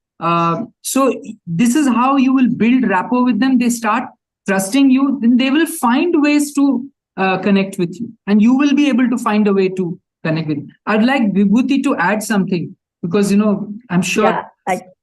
Yeah, I think that this is a very important aspect, that organizing informal meetings. Generally what we do, like even festival celebration, feel good, like when single women issue, we just had a get together of a feel good, because where single women are not invited, only married women are invited. So when they came for Tilgud, they were very happy that organization had done this, and they shared their experiences, and it also created a community of them, because the Ikalnari Sangatna that was created. So get together was a very important thing. When I was a full timer of Women's Center, the get together we organized, that created a support structure, and also the understanding of what kind of challenges different women are facing. Like women, there were women from different socio-economic backgrounds and class backgrounds, even right from vegetable vendor to sex worker to women in a public sector job, all of them were there. And while in this get together, they shared their personal life, and they also created a community, and which also helped us to come up with the demands that we have from the government for the single women. That whole charter of demand for what are the special schemes which are required for elderly single women, for their children, for the health facilities that are required, and also the community-based counseling center, which is so important for these women, because they have nowhere else to go. They are cut off from the social life. One woman, she said, "I don't have problem. I'm a pension. I will get pension. I have a job. But after I became widow, I don't have any friends. So I just want you to organize my burial when I die." So imagine, this is the kind of, she did not have a financial problem, but she said, "Who will cremate me after I die?" Yeah, just one more thing I wanted to add is that, in such kind of scenarios, you may not even be able to do your classical research methods. Where you have sat with a person and done an in-depth interview for 2 hours those kind of, you might just have to depend on snatches of conversations that you have with the women. And be able to collect it as data in terms of the different conversations that one has had, sometimes while, walking together, or, going from one place to the other, or maybe sitting in a small, shop, chai shop, where you have just spoken to them for 10 minutes. So you will have to be innovative to be able to, collect the data. And there is no typical way that anyone can suggest to say you go about it in this way. Right. That is why many times, we say research is a journey, and the field often tells you how to, go forward. The books will only give you a broad framework, but the actual journey of research, especially data collection, will happen as you go along and as you keep learning how to do it.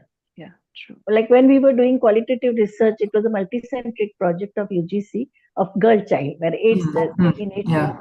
every time we went to interview the girl child, either teacher in school, the teacher would be there, and girls won't be able to speak about street harassment, or their problems of menstruation, their love affair, their crush with the boy, or harass. And when we were at home, parents would sit there. So finally, we just said that we are going to organize sports, no? So you just come to play this thing, and they came there. Or we said we are having a antakshari. So they would just come to sing songs.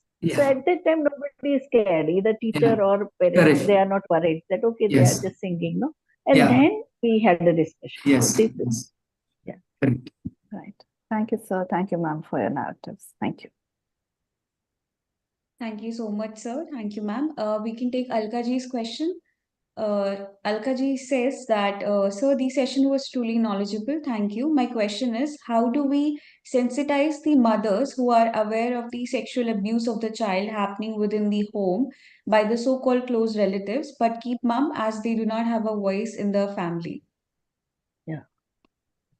Again, this is, I don't know if this is related to research, because the issue is of creating awareness.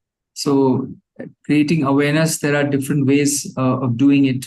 It is through any kind of, if you see any kind of, practice that's going on, which is harmful to any vulnerable section of society, people use different methods. You have social media campaigns. You do it through,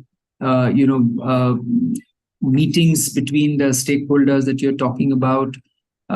You organize melas and fairs, like just now what Vibhuti ma'am said, that took them out for a fun gathering, and then through that exercise, you kind of make them aware. But at the end of the day, these are social problems that are not going to go away very easily. We must also keep that in mind. It has to be a matter of relentless effort by number of people, organizations, and an overall change. Social change doesn't come about easily. No? I mean, it takes centuries for social change to take place. So, yes, but that doesn't mean we don't work. We continue to work and do what we can. But I don't think I have answered your question, but that's all I can say. Yeah, and also creation of support structure is also important. Absolutely. If the mother is totally dependent, because I remember it was the third daughter, the eldest daughter, when father started abusing youngest daughter, the eldest one came out. She came to our organization, and she said, my mother knows what my father is doing. And that mother, she told us that घर की कमाई घर में ही रहेगी. If he goes to some other women outside, he will spend money on his salary. I said, I'm totally dependent on his salary. So main thing is that finding alternate support system, that means the work for her, work for all of them. And secondly, that if mother is not, there are several cases now, recently now you see, all these girls, they even videotape and bring all the evidences to the police. And she says that I don't want to stay with this family. That's what happened in Operation Help, no? So many child sex workers, they refuse to go to their parents. Then it becomes the duty of the state. So the shelter homes, 13 shelter homes, 40 colleges, teachers like us, hundreds of teachers, we took the responsibility. for their complete rehabilitation, and some of them are now working, like they're like your and my daughter, who are doing good jobs. So I think when there is a total distrust among the abused child of their own biological family, then I think we have to create a new family, community support, and they will come up with their own chosen family. That LGBTQIA community talks about that their own biological family is extremely brutal with them, and they have created their own chosen family, and our duty is to support them. Thank you so much, ma'am. So there's a question from Gaurav ji, if he would like to unmute and ask himself. Yes, sure. Hello, everyone. Thank you. I'm Gaurav, and I basically work in an NGO which is working on the educational domain, and also I'm working in the research team of the NGO. So that's why I asked this question, because I have heard during this session is abuse children and the prisoner children, so like this only. That's why and I was just wanted to ask that, does Priyas or this institution has any kind of scope to work in educational domain to research and to more understand about it? So, well, Prayas does have an educational component in its program where we support the education of children of prisoners and also children in conflict with law and children who are children of women who have come out of commercial sex. So we have a separate unit which looks at the needs of these children, and educational support is one of the important areas where we work. So we provide for their school fees and tuition fees and things of that sort, school uniforms, books, and keep regular in touch with them so that our social workers, so that they keep motivated, they remain motivated, and when they have a problem, they can talk to them. So, but otherwise, there are government schemes as well. Many states have schemes for support of children in difficult circumstances. So I mentioned about Maharashtra. They have a scheme called Bal Sangopan Yojana. That scheme is meant for giving educational support to children who are coming from orphaned families or single parent families. And this, with our advocacy work, that this has led to also including children of prisoners and children of women from commercial sex in the category of single parent families. So different states, Kerala has a very good scheme for children of prisoners. Rajasthan has a scheme called Palanhar Yojana, which is again to provide monthly financial assistance to the families of children of prisoners. Delhi has a scheme. So there is government support available for in many states. In many states, there is none. But there are organizations also working in this area, but not many. Maybe about 5-6 organizations are there that I know of, where they provide educational support to these children. all right. So I will again reframe my question. So Okay. I was not asking about these, the abused children's. Huh. So I was asking in a general way. So regarding the government schools and to make the education better for the students, in a general way, not in, there are many organizations, which are working for betterment of school education of children. Right. So we will not be restricted to this topic only, do the research. Sorry? And so we will not be restricted only to this topic for the research, for the field work. Yeah. All right. Thank you so much.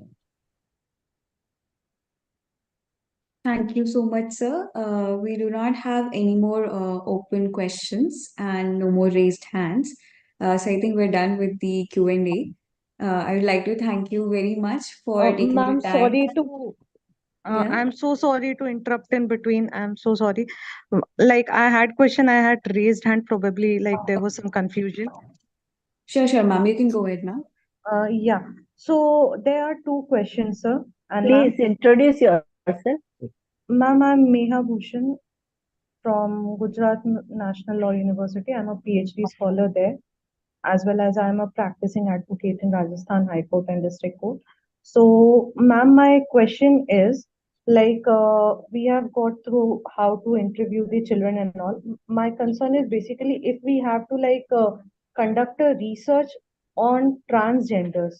So, and if we are conducting some unstructured interviews, in that case, because how we'll be addressing them, the very first thing when you address a person, and that too who are facing issues with their whole identity, like male और female आप जाते हैं आप जाती है like according to their appearance or how to go with the first like conversation. That's the one question. Thereafter, like I'll let you know You the ask another them, one. no, how they would like to be addressed. पहला question sir सीधे यही पूछ रहे हैं, so that would be like fine. You ask them how they want to be addressed. You address them accordingly. Okay, great. Thank you, sir. Yeah. Yes, ma'am. And transgender is an insulting term. You have to call them transgender individual, transgender person, transgender citizen, Exactly. transgender officer, because this is like the way you tribals is also insulting. Yeah. You have to call them tribal community Or tribal people individual, or Sure. Adivasi. Yeah. Thank you, ma'am. Thank you, ma'am. Thank you, sir. And sir, ma'am, like, is there any specific thing like in children as a there are some concerns which I said for the POXO related case. If you are taking the interview, we have to keep in mind. Likewise, is like because you people are experienced, that's why I'm asking. Like transgender में काम people को जब उनके ऊपर research होता है, is there any specific area which we need to like keep in mind to ensure that कहीं से भी गलती से भी क्योंकि we have to take interviews or we have to research, but at the same time पहले वो इंसान है rather than a researching component. Yeah, so I think your opinion should not. You should give a patient hearing because you yourself don't have a lived experience of what it is to be excluded and abused and stigmatized. No, so best thing is the sympathetic hearing and taking down the notes so that you understand the perspective, their lived reality. It's very important to be. एक और मेरा suggestion है, Yes, sir. ऐसा कोई subject नहीं रह गया अभी शायद जिसके बारे में एग्जिस्टिंग नॉलेज नहीं है, तो जी सर उसको आप पहले अच्छे से पढ़िए, जो लिटरेचर रिव्यू कीजिए, तो अपने आप आपको इश्यूज समझ में आ जाएंगे. कोई भी इश्यू पे इनफ रिसर्च ऑलरेडी हुआ है, तो अगर ट्रांसजेंडर पर्सन्स के ऊपर आप रिसर्च करना चाहते हैं तो first step will be to do review of literature. पहले स्टडीज हुए हैं, उसमें से क्या निकल के आया है, उनके क्या फाइंडिंग्स है, मेथोडोलॉजिकल चैलेंजेस क्या निकले. कई बार people right also from that point of view, you know what are the methodological challenges they face, data collection में उनको क्या प्रॉब्लम आया. तो वो सब पढ़ के जब आप जाएंगे तो आप you will be a better informed person research. Okay. And so, ma'am, one more thing. Like, I had done qualitative research on domestic violence, like access of women for justice in domestic violence issues in Jaipur, Rajasthan. And in that, I had like interviewed 20 women, the survivors and the victims who are going through right now, and the various other stakeholders. Like now, I have the data how to finalize, like you were saying about thematic analysis of the data which you get. Like during my master's, like during my LLM, I had done that dissertation on the same. And I have those like whole of the data. In fact, like got the best maximum marks in the whole batch for my dissertation. But now, how to further go with that particular research? Because one advice was given to me in my viva was कि इसके analysis पे work करो. It's a publishing sort of material. बहुत अच्छे जगह होगा. But I have now everything ready. I am now in my PhD, like I am pursuing. But what to do with those data? And those are till 2022. Like those include around 5 years of like I had interviewed. Along with that, there was one NGO with which I took the data for which sort of complaints they are getting. So there was a wholesome analysis of the same. So sir, अब उसको कैसे आगे लेकर के जाना when you once get hold of the data? After that, the analysis part I'm asking. Professor Raghavan, would you like to? No, you. Okay, so I think as Dr. Vijay Raghavan told us about thematic classification, so when you have this qualitative in-depth interviews, from that you can first of all is the socio-economic background of these 20 women, how what kind of support system they got, were the natal family supportive, was anybody in the neighborhood was supportive to them, did they approach any NGO or criminal justice system, did they file FIR, or what is the relationship with the children, are they working or housewives, what are how, whether they want to remain in that situation or want to get out of that situation, and what are their future plans. So I think you can have 7 or 8 sub themes based on this qualitative in-depth interview, and then come up with the academic paper, and also theorize that what is their educational level, also educational level, economic independence, number of children, support system that they have, existing support system, any and how do they see their future. Because you can have these sub themes and come up with an article. And there are theories, like if you read Flavia Agnes, or if you read Anjali Dave, or if you read, there is a lot of literature, as Professor Raghavan said, that existing, there are 30 years of domestic research on domestic violence. Even the last participatory action research done by One Stop Crisis Center. One Stop Crisis Center as a model came out as a result of rigorous participatory action research. No? So if you go through that, you will also know that what is the theoretical framework within which you will write the paper. Sure, ma'am. Thank you, ma'am. Thank you, sir. Thank you so much, sir. Thank you, ma'am. We have another question in the Q&A box. Nachiket Patilji, if you'd like to unmute and ask yourself.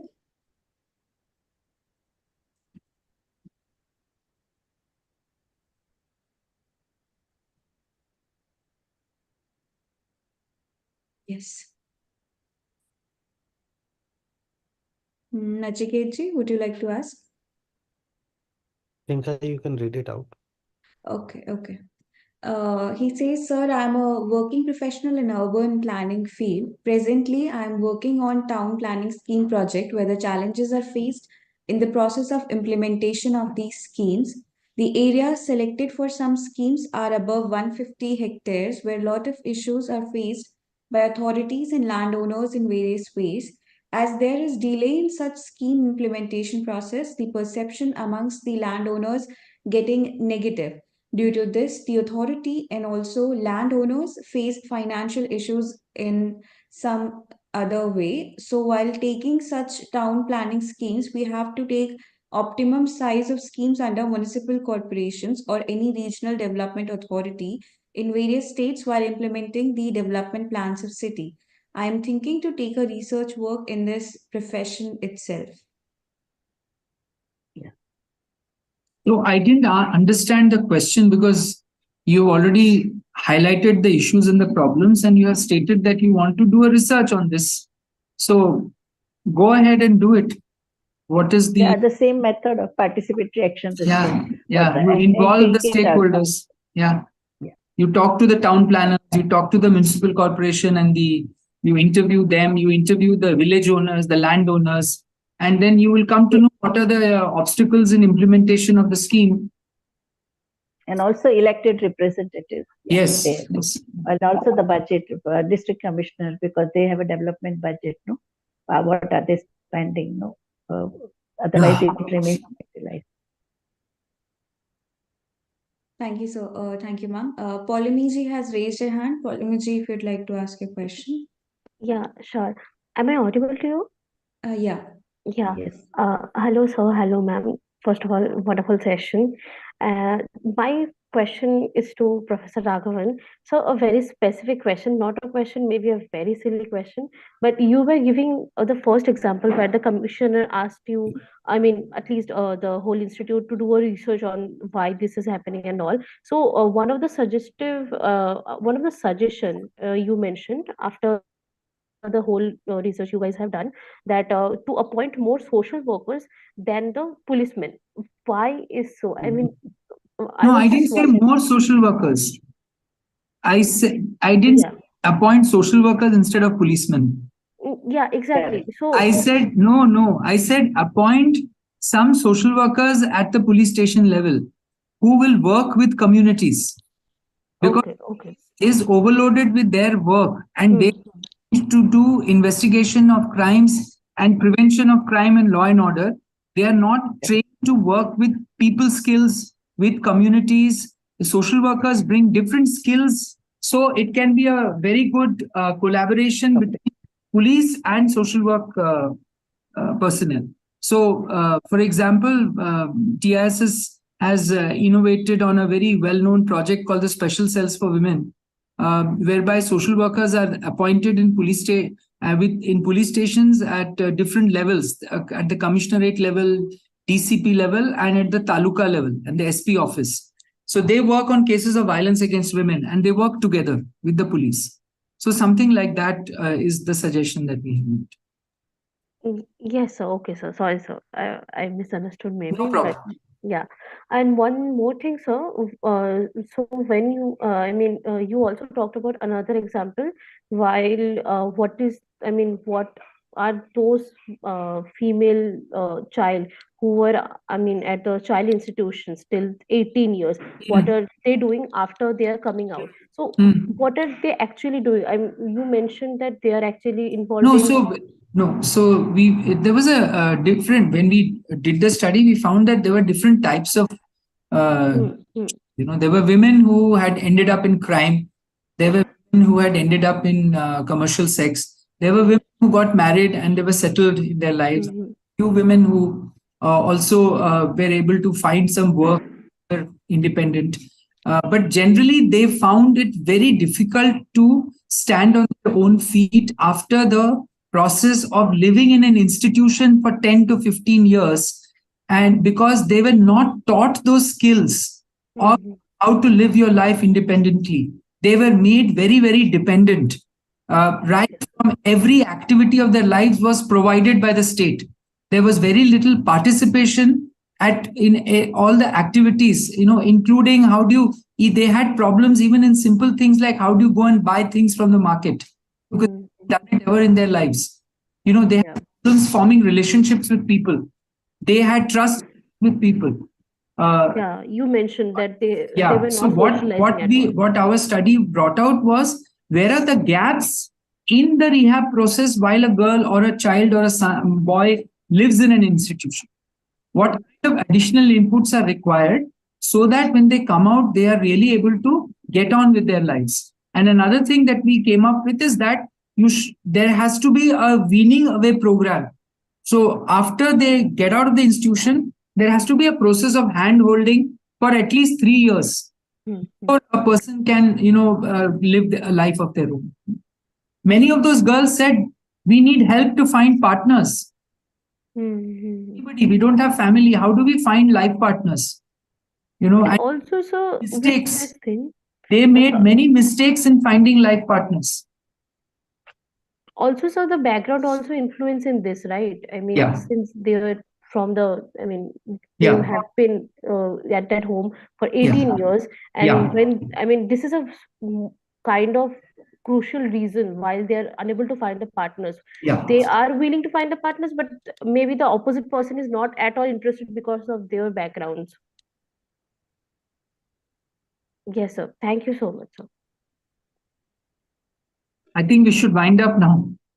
Yeah. We should wind up. Yes, Priyanka. Yeah.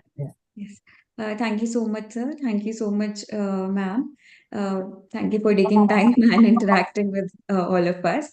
We are shortly going to move to the next segment, which is that we'll briefly introduce the participants to the 4-month structure, how it's going to be. We definitely we have the month 1 where we've done the orientation. After this, we'll be doing some qualitative research method classes, and we'll focus on the tool preparations and testing, stakeholder mapping, etc. In the month 2, we'll be doing the pilot and fieldwork, research writing and reporting class. Month 3 would involve fieldwork and reporting. This is the time where they'll be doing their policies, will be taking shape, will conduct interviews, gather the data, etc. The last month will be reporting, analysis, report submission, the review, and overall completion of the program.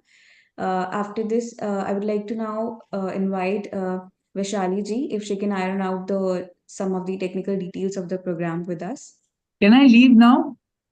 Yeah. Yes, sir. Thank you. So Thank much. you. Thank you. Yeah. Thank you. Good afternoon to everyone. I would like to request Priyanka to share the screen. I have few points to present to the fellows before we move on to the session about the introduction of the fellows.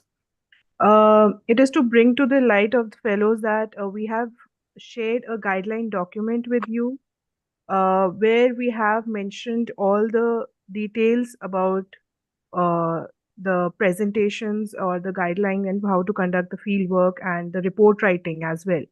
So we have kind of like participants will be assisted in getting their reports published on IMPRI Insights and other renowned newspaper, magazines, and journals. Each submitted report will be evaluated for quality and examined for plagiarism. Therefore, participants are requested to produce the original report. The fieldwork at the end of the program will be a compulsory parameter of evaluation. Also, please note that participants will also have to take pictures, make small video clips of their field research and share them with IMPRI team. Also, the participants will conduct fieldwork at their own expense. The fees does not cover the fieldwork expenses. It covers administration, assistance, and supervisor's guidance. Each fellow will be assigned an individual mentor as per the research topic that they will select. Moving on to the next, which is the fieldwork and report submission timeline.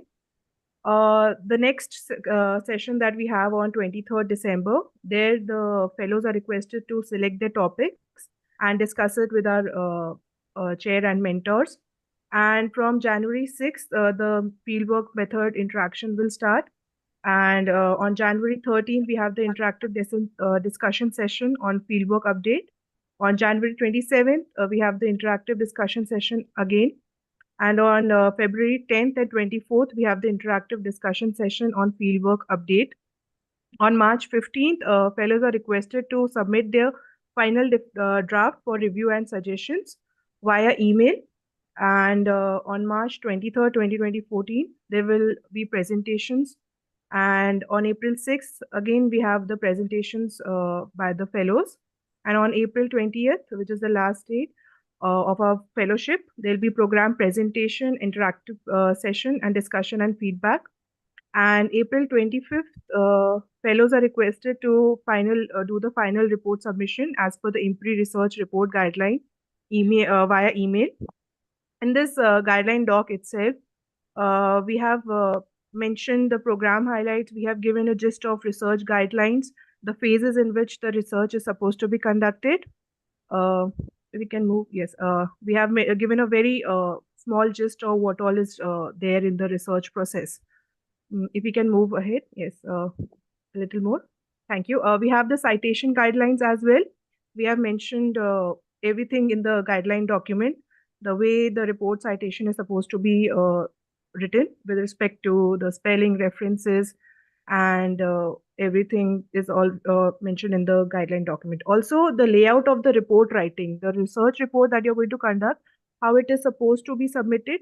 It is mentioned here. Also, we will share the Word file. Priyanka, if you could just stop for a moment at the back of it. Yes, yes, a layout one.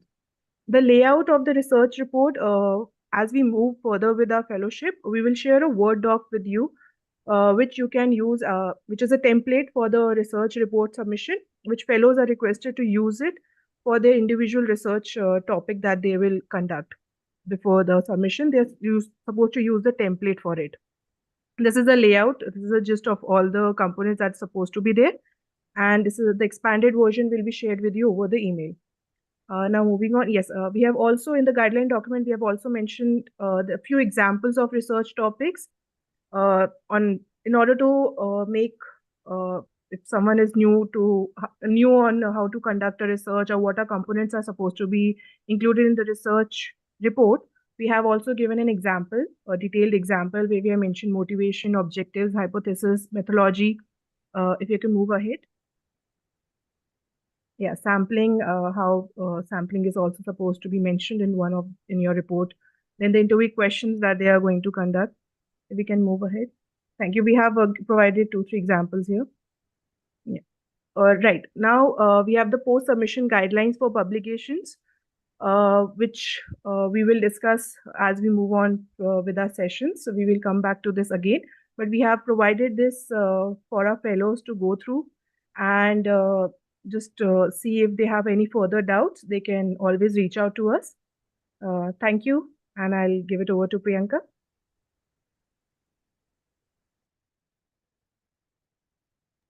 Thank you so much, Vishali, for that informative dialogue.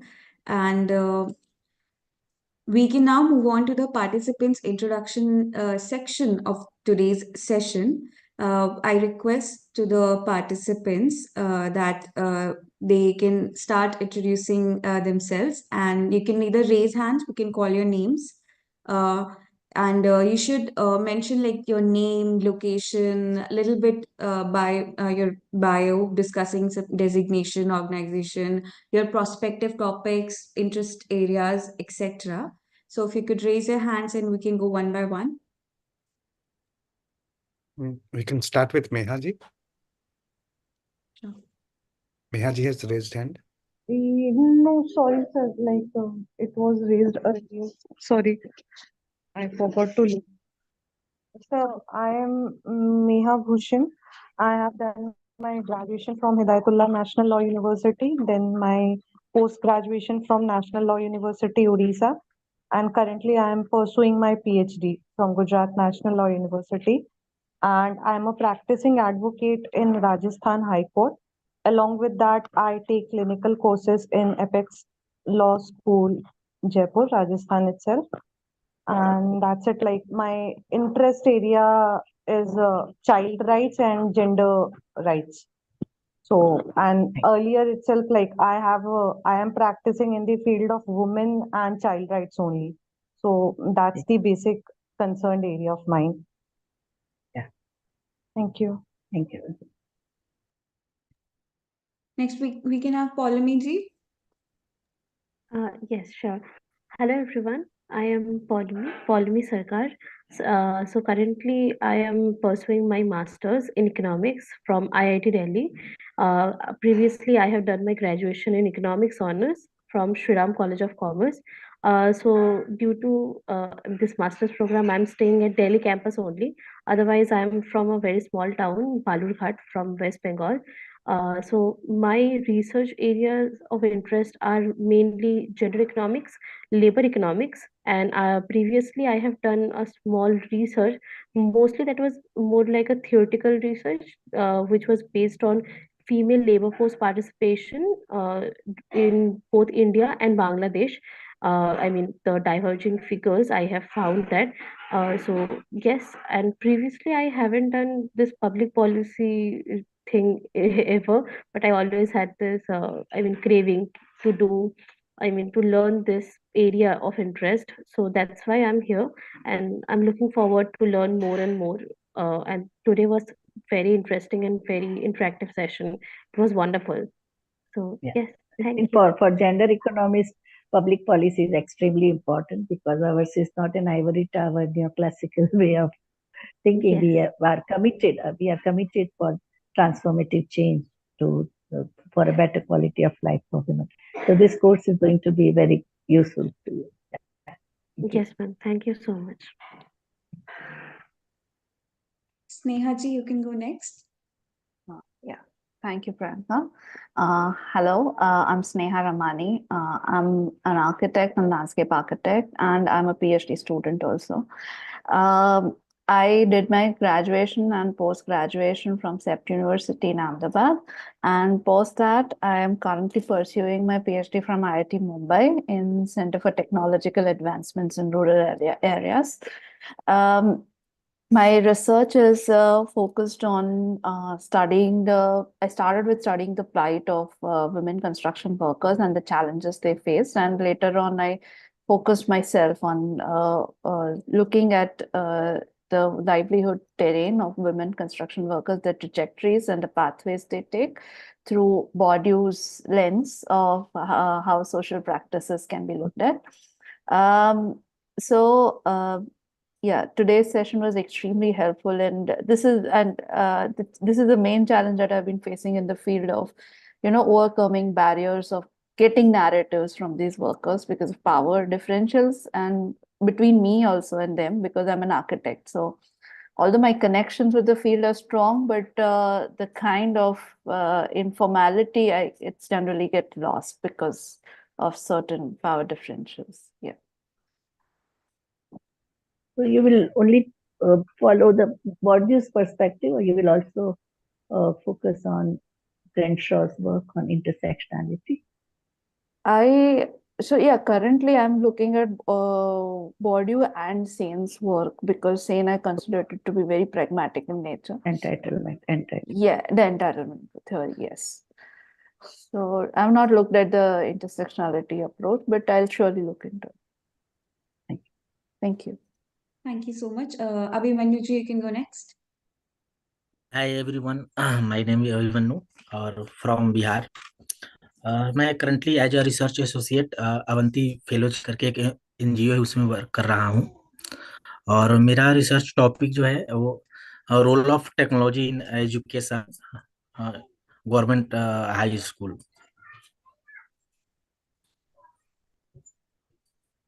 मतलब ये corona के बाद जो education technology introduce हुआ classroom teaching में, आप वो उसकी बात कर रहे हैं? और अभी जो यूजीसी ने मतलब स्कूल या कॉलेज, स्कूल या कॉलेज, हायर एजुकेशन या स्कूल एजुकेशन. तो मतलब सक्षम पोर्टल और टीचर जो सिंक्रेटिक जो ब्लेंडेड लर्निंग बोलते हैं उसके बारे में. हाँ बिल्कुल बिल्कुल, यस. हाँ ठीक. कैसे आप जाएंगे? How you will focus on one particular school, or you will do review of literature? Hello. Review of literature, not in a school. But you will, अच्छा, not in that. So primary data नहीं होगा आपने? Hello. Primary data collection होगा? नहीं, both रहेगा. अच्छा, दोनों qualitative और दोनों primary and secondary.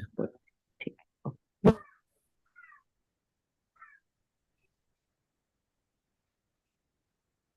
अच्छा, बहुत important topic.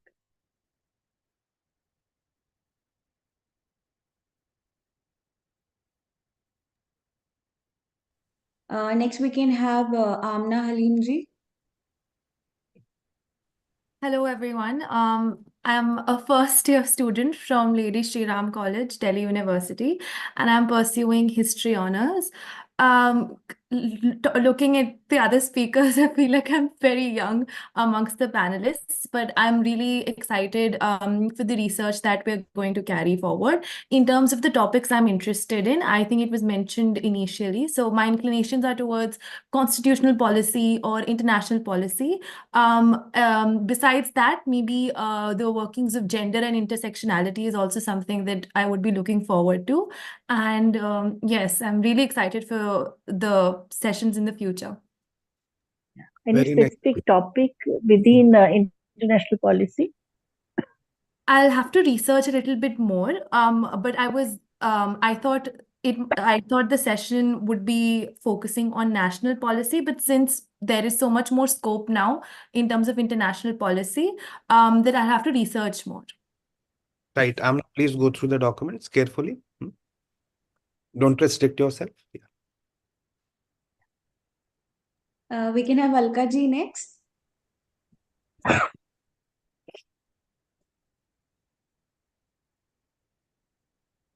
Alka ji, are you good to go? Yeah. Okay. Yeah. Good afternoon, everyone. Am I audible? Yeah. Yes. Yeah. Good afternoon, Vibhuti ma'am. Nice to see you here, and good afternoon, everyone. Yeah. So I'm working with Kotak Education Foundation, who is the CSR of Kotak Mahindra Bank for the last 18 years now. And my major concern is about how do we make students learn? While there are so many policies which the education department has, the state government has, and also so many NGOs working in the field of education, still, if you see the latest NAS report, Mumbai itself is, the third from below. So it's very disheartening to say that. So we are looking at, my main area of work is, what is that we need to do to make a student learn? What are the best practices? And I'm talking about the low-cost schools in Mumbai.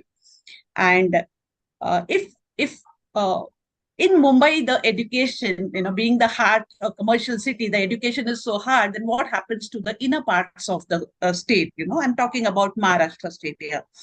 So what are the best practices there? How can the policies, the state government has made so many policies, how can they be operationalized in the schools, And the cognitive area is taken care by our education initiatives. I'm taking care of how do we make it effective, effective in the classroom, effective with the teachers.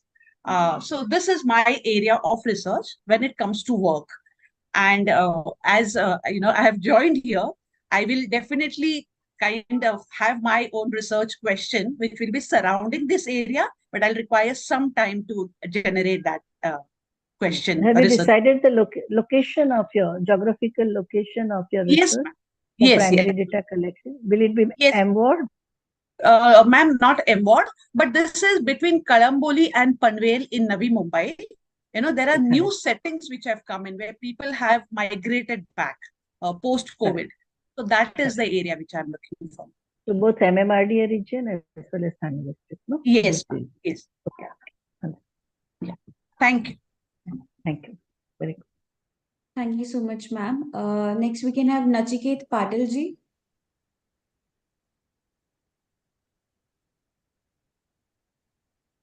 Hello, good afternoon, ma'am. Good afternoon, everyone. I'm audible? Good afternoon. Yeah, yes. Good afternoon. Myself, I'm Nachiket Patel. I'm a working professional in urban planning field. I have done my undergraduation in civil engineering from Pune University and post-graduation in urban planning from Amritsar. I'm presently working as assistant town planner in Pune Metropolitan Regional Development Authority. So presently, I'm handling town planning scheme project in Pune, Maharashtra. So my research focus is regarding town planning schemes. As I have discussed, as I have raised the question in session. So, yeah. When you say town planning scheme, so there you mean smart city project? No, ma'am. It's a project. It's a project under Pune Regional Development Authority, while implementation process in development plan. So small chunks are selected for such development, and yeah. So you mean slum rehabilitation? No, ma'am. There is no slum rehabilitation. It's a land pooling scheme wash. where the greenfield development projects are taken place. Oh yeah, okay, greenfield. Yeah. Understood. Yeah, because Maharashtra is very much into, no, even for the climate change perspective. Yeah. Yes.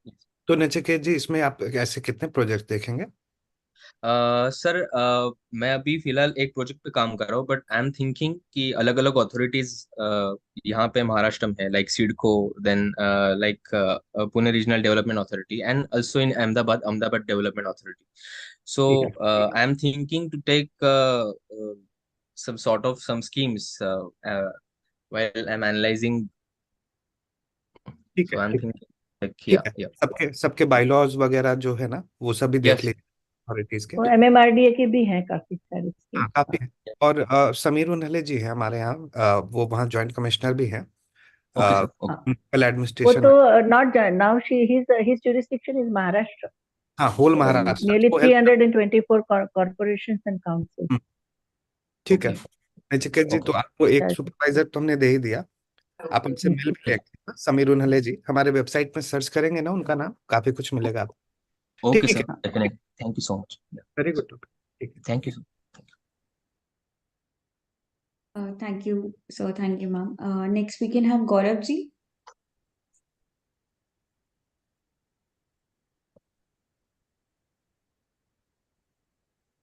Gaurav ji, are you here? Please allow me to. Okay. So, can we move Gaurav ji to the panelists? Okay. Gaurav ji, you can unmute yourself now. Yeah. Yeah.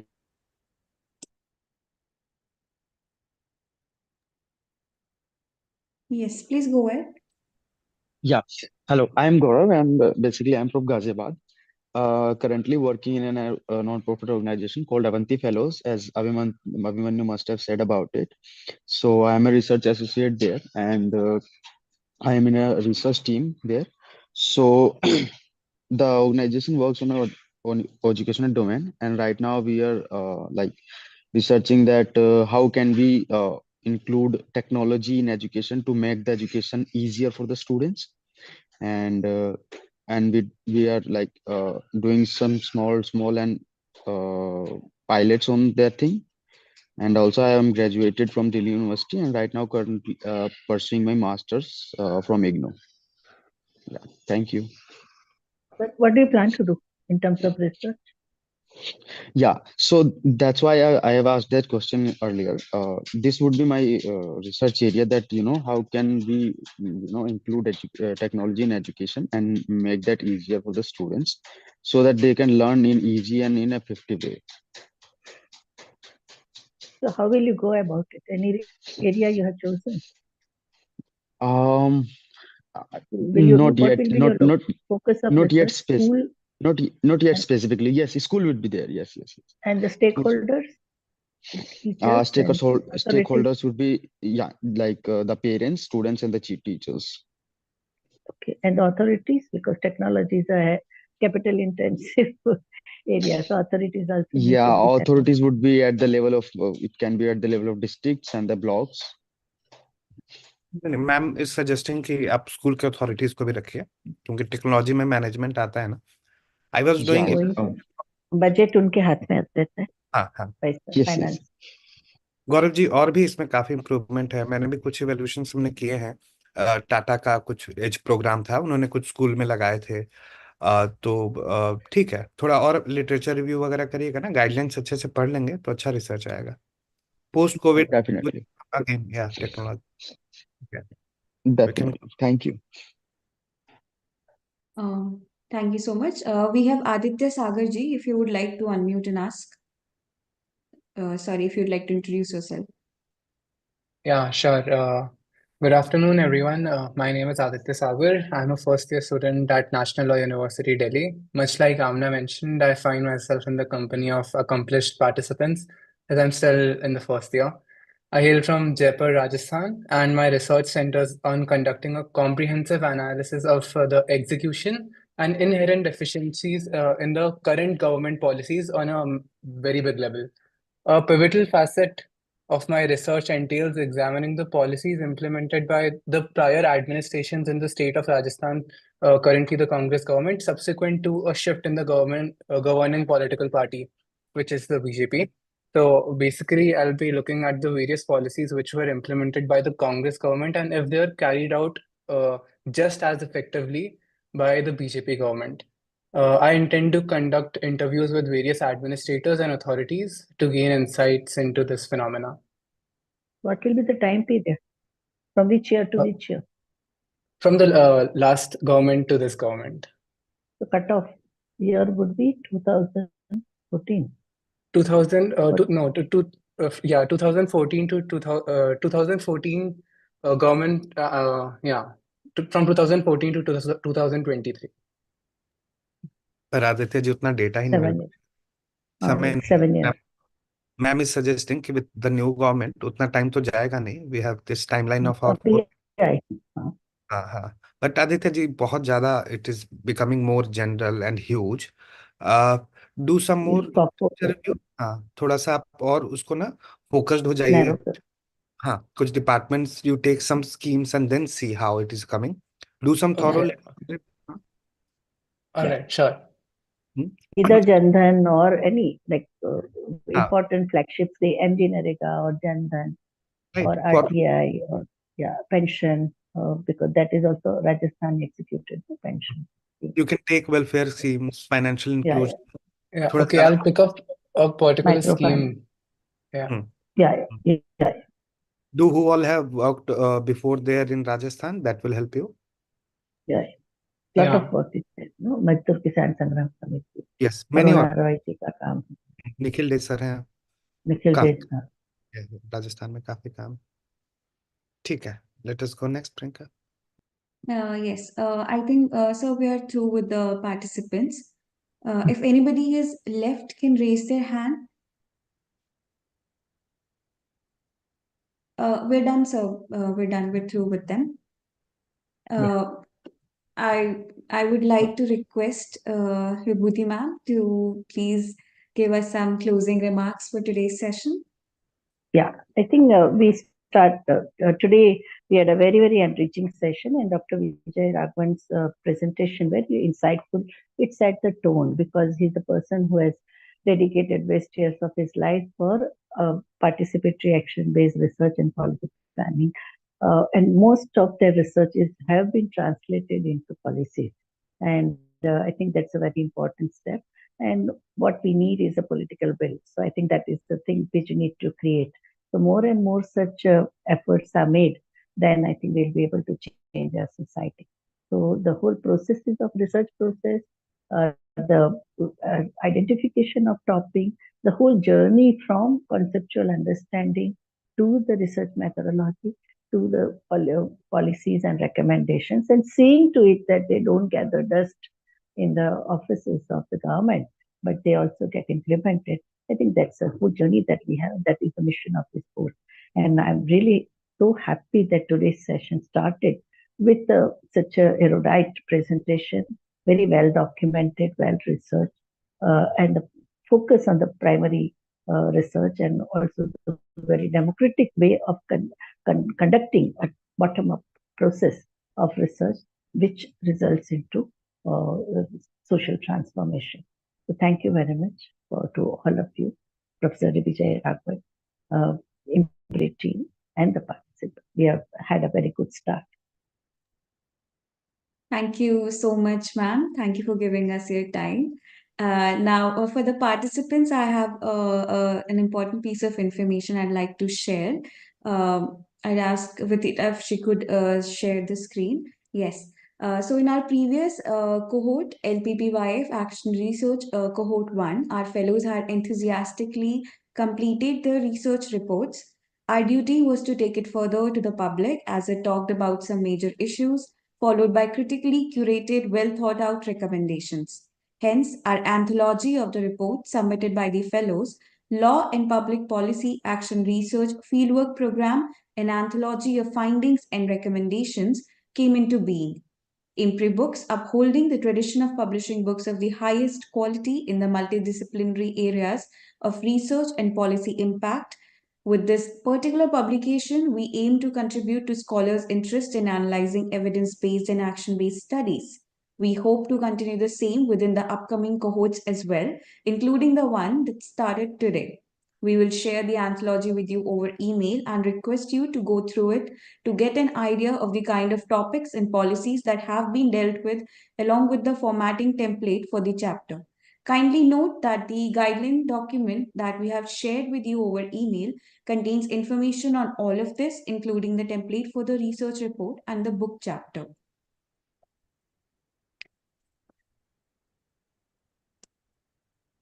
Ma'am, with your permission, I'd like to move towards the vote of thanks.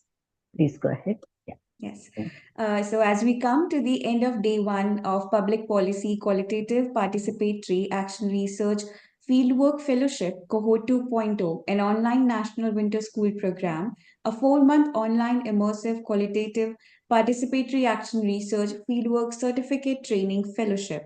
I, Priyanka Negi, researcher at IMPRI, Impact and Policy Research Institute, would like to propose the formal vote of thanks on behalf of IMPRI, New Delhi. We are grateful to our experts for the day one session, Professor Vibhuti Patel ji and Professor Vijay Raghavan ji, for taking out your valuable time and allowing us to learn from this online certificate program. We thank our chair, Professor Vibhuti Patel ji, for convening the session. And we thank all of our participants who have raised pertinent questions and actively participated in today's deliberation. We look forward to welcoming you this Saturday on December 23rd at 11:30 a.m. for our day 2 of the certification course by distinguished expert Dr. Amarji Sani ji, and followed by topic selection and discussion with the IMPRI team. Participants, buckle up for an incredible journey over the next 4 months. Your dedication, curiosity, and passion for positive change will shape the impact of this fellowship. We look forward to witnessing the remarkable work that will emerge from your efforts. Best of luck. Let's make these months unforgettable. We are grateful if you're watching us later on YouTube or listening to us on our various podcasts or reading our publications. We hope you continue to join us in future to our IMPRI Web Policy Talk and Web Policy Learning. Wishing you a good day. Thank you. Thank you.